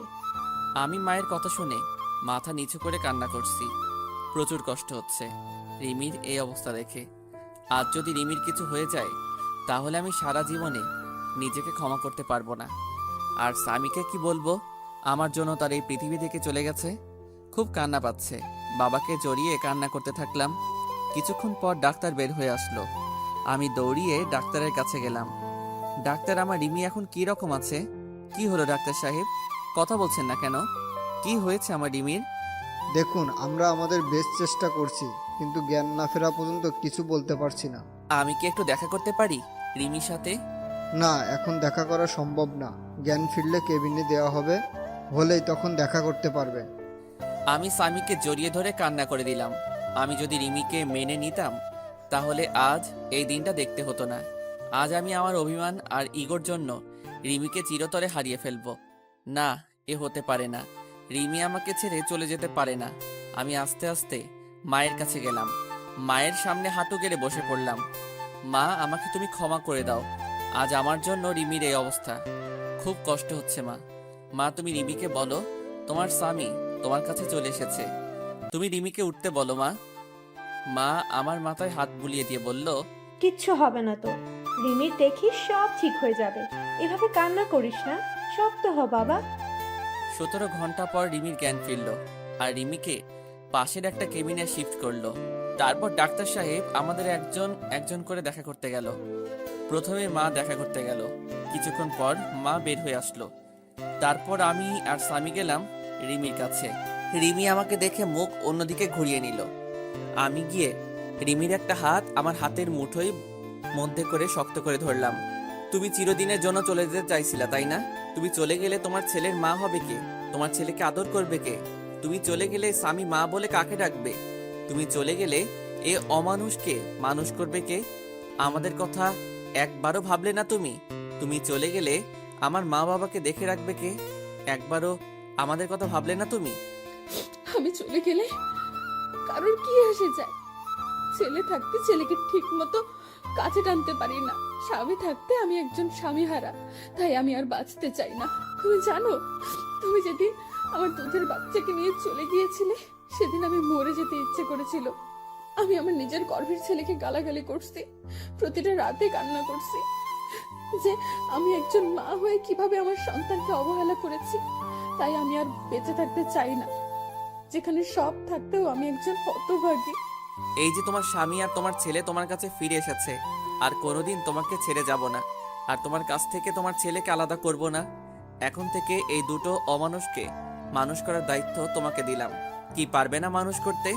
আই, একদম আমার স্বামী আর ছেলেকে অমানুষ বলবে না। আর একবার যদি ওই কথা বলো তাহলে দেখিও আমি তোমাকে মার্ডার করে দেব।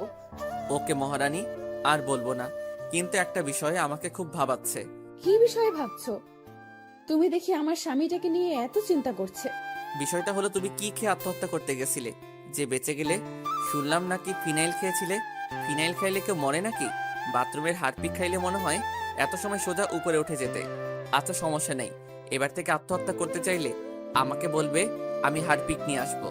কুত্তা, তুই আমাকে নিয়ে মজা করছিস? আজ দাঁড়া, তোকে আমি মেরে ফেলবো।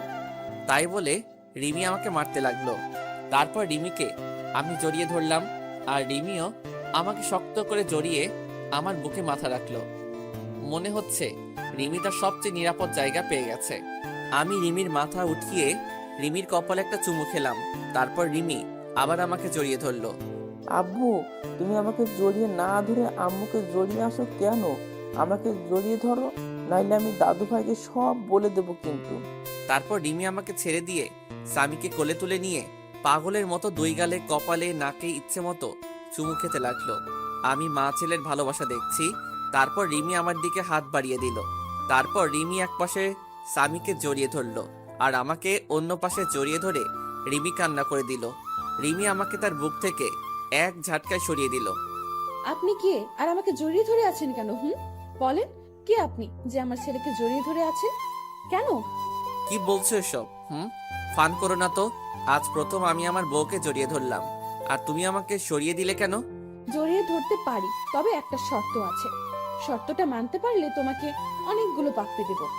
নিজের বউকে জড়িয়ে ধরতে আবার শর্ত লাগে নাকি?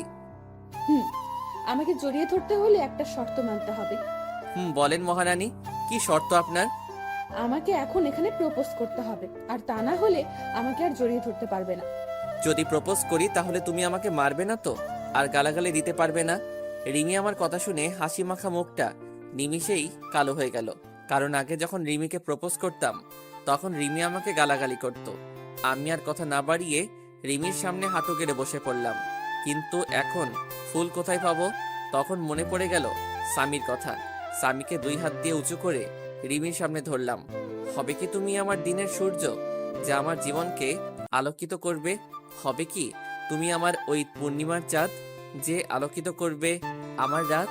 হবে কি আমার না দেখা স্বপ্ন, যা প্রতি রাতে তোমাকে নিয়ে দেখতে চাই?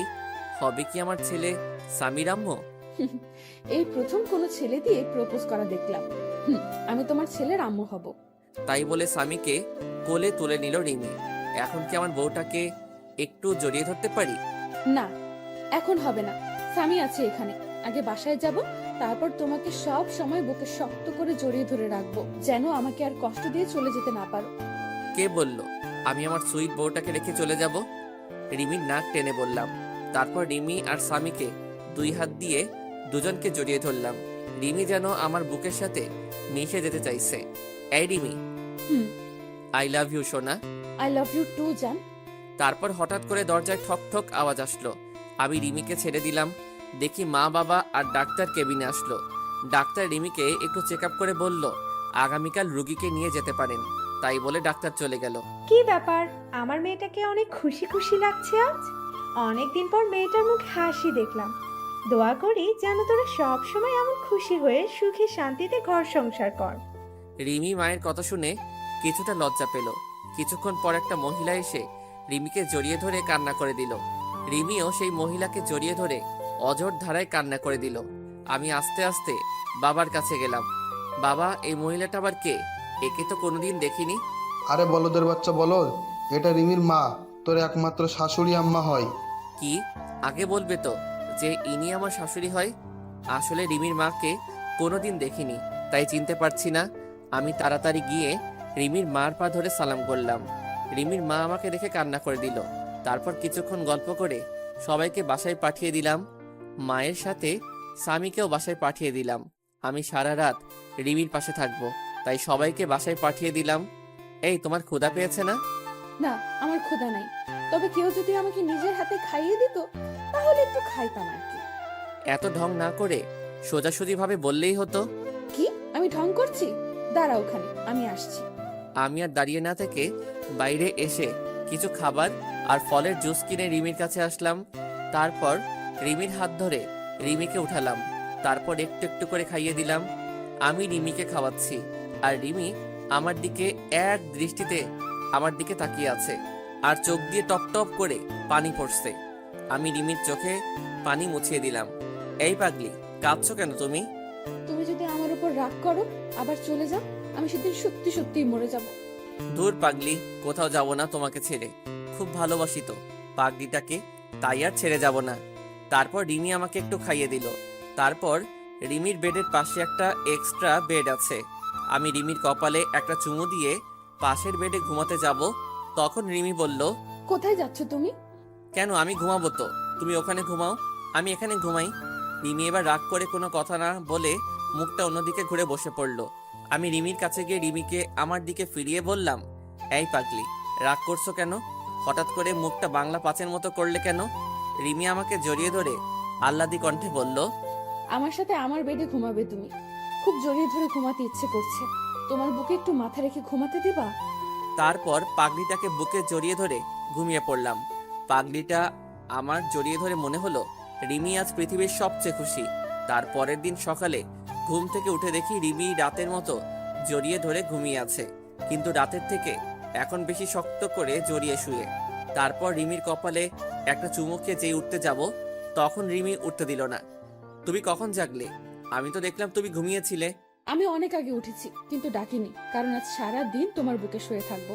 তারপর বাসা থেকে সবাই নিতে আসলো আমাদের। তারপর আমরা সবাই বাসার উদ্দেশ্যে রওনা দিলাম। স্বামী তার মায়ের কোলে শুয়ে আছে আর রিমি স্বামীর মাথায় হাত বুলিয়ে দিচ্ছে। তারপর বাসায় এসে গোসল করে যেই বের হব, তখন রিমি আবার আমার সামনে এসে জড়িয়ে ধরলো। কি ব্যাপার, আমার পাগলি বউটা আজ মনটা হচ্ছে খুব ভালো। তুমি সব সময় পাশে থাকলে আমি সব সময় খুশি থাকবো। তারপর দুপুরে খাবার খাওয়ার সময় আমি রুমে বসে আছি, তখন রিমি রুমে আসলো। আমি বিছানায় শুয়েছিলাম, রিমি আমার মাথার কাছে আমার মাথায় হাত বুলিয়ে দিচ্ছে। একটা কথা বলবো, রাখবে কথাটা? আমি রিমির হাত জড়িয়ে ধরে বললাম, বলো। এতে আবার অনুমতি নেওয়ার কি আছে? না, তুমি আগে বলো যে আমার কথাটা রাখবে। আচ্ছা ঠিক আছে, তোমার কথা রাখবো, এবার বলো। চলো নিচে চলো, আজ সবাই একসাথে বসে লাঞ্চ করব। আমি রিমির কথা শুনে ফিক করে হেসে দিলাম। এইটুকু কথা বলবে তাও আবার ভয় পাচ্ছে। আচ্ছা তোমার কথা রাখতে তবে একটা শর্ত আছে। তুমি যদি শর্তটা মানতে পারো তাহলে সবাই একসাথে লাঞ্চ করব। তোমার আবার কি শর্ত? বলো, কি শর্ত তোমার? এখন আমাকে গুনে গুনে 20টা পাপ্পি দিতে হবে, তারপর আমি লাঞ্চ করব। আর যদি না দাও তাহলে আমাকে আবার কষ্ট করে বাইরে লাঞ্চ করতে যেতে হবে। আমার কথা শুনে রিমি লজ্জায় মাথা নিচু করে ফেললো। যা দুষ্টু, ওটা আমি দিতে পারবো না, কেউ দেখে ফেলবে। না, কেউ দেখবে না। আর যদি না দাও তাহলে যাই বাইরে থেকে লাঞ্চ করে আসি। তাই বলে আমি যেই উঠতে যাব তখনই রিমি আমাকে বিছানায় ধাক্কা দিয়ে ফেলে দিল, আর আবার আমার বুকের উপর শুয়ে 4 ঠোঁট এক জায়গায় করে দিল। এভাবে কতক্ষণ ছিলাম জানি না, তবে আমার বেশ ভালো লাগছে। তাই আমি রিমির 2 গালে হাত দিয়ে আমার কাছে টেনে নিলাম। রিমি আমাকে ছেড়ে দিয়ে যেই চলে যাবে তখনই আমি আবার রিমির হাত ধরে আবার আমার বুকের উপর নিয়ে আসলাম। রিমি এবার আমার গলা জড়িয়ে ধরে আমার বুকের উপর শুয়ে পড়ল। এই, আমরা হানিমুন করতে যাব না? ঢং দেখলে বাঁচি না। বুড়ো বয়সে হানিমুন তোমার? দাঁড়াও, বের করছি, দাঁড়াও। এই বলে রিমি আমাকে মারতে থাকলো। কি, আমি বুড়ো? তাহলে তুমি আমার সুইট বুড়ি বউ। আচ্ছা ঠিক আছে, এই বুড়োর সাথে তোমার থাকতে হবে না, আমি আবার চলে যাব। আগে আমি আর স্বামী যেখানে থাকতাম। রিমি আমার কথা শুনে আমাকে এবার শক্ত করে জড়িয়ে ধরে কান্না করে দিল। না, তুমি কোথাও যাবে না, তোমাকে আমি কোথাও যেতে দেব না। তুমি চলে গেলে এবার আমি সত্যি সত্যি মরে যাব। চুপ পাগলি, মরার কথা আর একবার যেন মুখে না শুনি। তুমি কি ভাবছো এই 5টা বছর তোমার কাছ থেকে দূরে সরে খুব খুশি ছিলাম, তাই না? তোমার কথা প্রচুর মনে পড়তো, খুব কষ্ট হতো তোমার মা বাবার কথা মনে পড়লে। তাহলে তুমি এই মাত্র বললে আমাকে ছেড়ে চলে যাবে? না, তোমাদেরকে ছেড়ে আমি কোথাও যাব না। চলো নিচে চলো, সবাই অপেক্ষা করছে আমাদের জন্য। তারপর নিচে এসে সবাই একসাথে খেতে বসলাম। রিমি স্বামীকে খাওয়াই দিচ্ছে। কতদিন পর বাড়ির রান্না করা খাবার খাইলাম। খাওয়া শেষে উঠতে যাব তখন বাবা বলল, আহনাফ, তুমি কি ঢাকায় চলে যাবে নাকি এখানে নিজেদের ব্যবসা দেখাশোনা করবে? না বাবা, আমি আর ঢাকায় যাব না, এখানে নিজেদের ব্যবসা দেখব। তবে কিছুদিন পর থেকে অফিস যাব, আমাকে এক জায়গায় যেতে হবে, আর সাথে রিমি আর স্বামীকে নিয়ে যাব। আর আগামীকালই রওনা দেব। ঠিক আছে, আর সাবধানে যাস। তাই বলে রুমে চলে আসলাম। তারপর রিমি আসলো রুমে। এই, আমাদের নিয়ে তুমি কোথায় যাবে বললে না কিন্তু। কেন, সেই সময় বললাম তো হানিমুনে যাব, আর খুব গুরুত্বপূর্ণ একটা কাজ আছে ওখানে। কি এমন গুরুত্বপূর্ণ কাজ যে আমাকে বলা যাবে না? সময় হলে সবই জানতে পারবে। তারপর দিলাম একটা ঘুম। ঘুম থেকে উঠে রিমিকে বললাম গুছিয়ে নিতে, আজ আমরা ঘুরতে যাব। রিমি এতগুলো খুশি হলো। আচ্ছা, আমি কোন শাড়িটা পরবো? তুমি একটা কালো রঙের শাড়ি পরবে, আর স্বামীকে একটা কালো রঙের পাঞ্জাবি পরিয়ে দেবা, আর আমিও একটা কালো রঙের পাঞ্জাবি পরবো। সবাই একসাথে ম্যাচিং করে ড্রেস পরে বাইরে বের হব। তখন মা সামনে আসলো। বাহ, খুব সুন্দর লাগছে তোমাদেরকে, আমারই নজর লাগছে। তারপর আমরা বাইরে বের হয়ে একসাথে হাঁটতে থাকলাম। স্বামী মাঝখানে হাঁটছে, আর আমি আর রিমি দুপাশে স্বামীর হাত ধরে হাঁটছি। রাস্তার সবাই যেন কিরকম ভাবে আমাদের দিকে বারবার তাকিয়ে আছে। এভাবে কিছু দূর যাওয়ার পর আমার কিছু পুরনো বন্ধুদের সাথে দেখা হলো। তাদের কাছে গিয়ে দাঁড়ালাম। সব শালারা আমাদের দিকে তাকিয়ে আছে। ওই শালা, ওইভাবে কি দেখিস? তারপর তাদের থেকে বিদায় নিয়ে একটা ফুচকা হাউসে ঢুকে 2 প্লেট ফুচকা অর্ডার করলাম, আর স্বামীর জন্য জুস নিলাম। তারপর হাঁটতে হাঁটতে বাসায় চলে আসলাম। রাতে একসাথে খাবার খেয়ে রুমে চলে আসলাম। কিছুক্ষণ পর রিমি স্বামীকে কোলে করে নিয়ে বিছানায় ঘুম পাড়িয়ে দিল। তারপর আমি শুয়ে পড়লাম। রিমি স্বামীকে একপাশে রেখে রিমি মাঝখানে চলে আসলো, আর আমার বুকে মাথা রেখে শুয়ে পড়লো। তারপর কিছুক্ষণ গল্প করে ঘুমিয়ে পড়লাম। সকালে উঠে দেখি রিমি আমার বাম সাইডে আর স্বামী ডান সাইডে আমাকে শক্ত করে জড়িয়ে ধরে শুয়ে আছে, আর শুধু দুষ্টামি করছে। তারপর ফ্রেশ হয়ে রিমিকে বললাম ব্যাগপত্র গুছিয়ে নিতে। সকাল 10টায় গাড়ি, তাই তাড়াতাড়ি বাস স্ট্যান্ডে গিয়ে বাসে উঠে পড়লাম। আমরা কখন যাচ্ছি বলবে একটু? আমরা সবাই কক্সবাজার যাচ্ছি। তারপর রিমি আমার কাঁধে মাথা রেখে আমায় জড়িয়ে ধরে ঘুমিয়ে পড়ল, আর স্বামী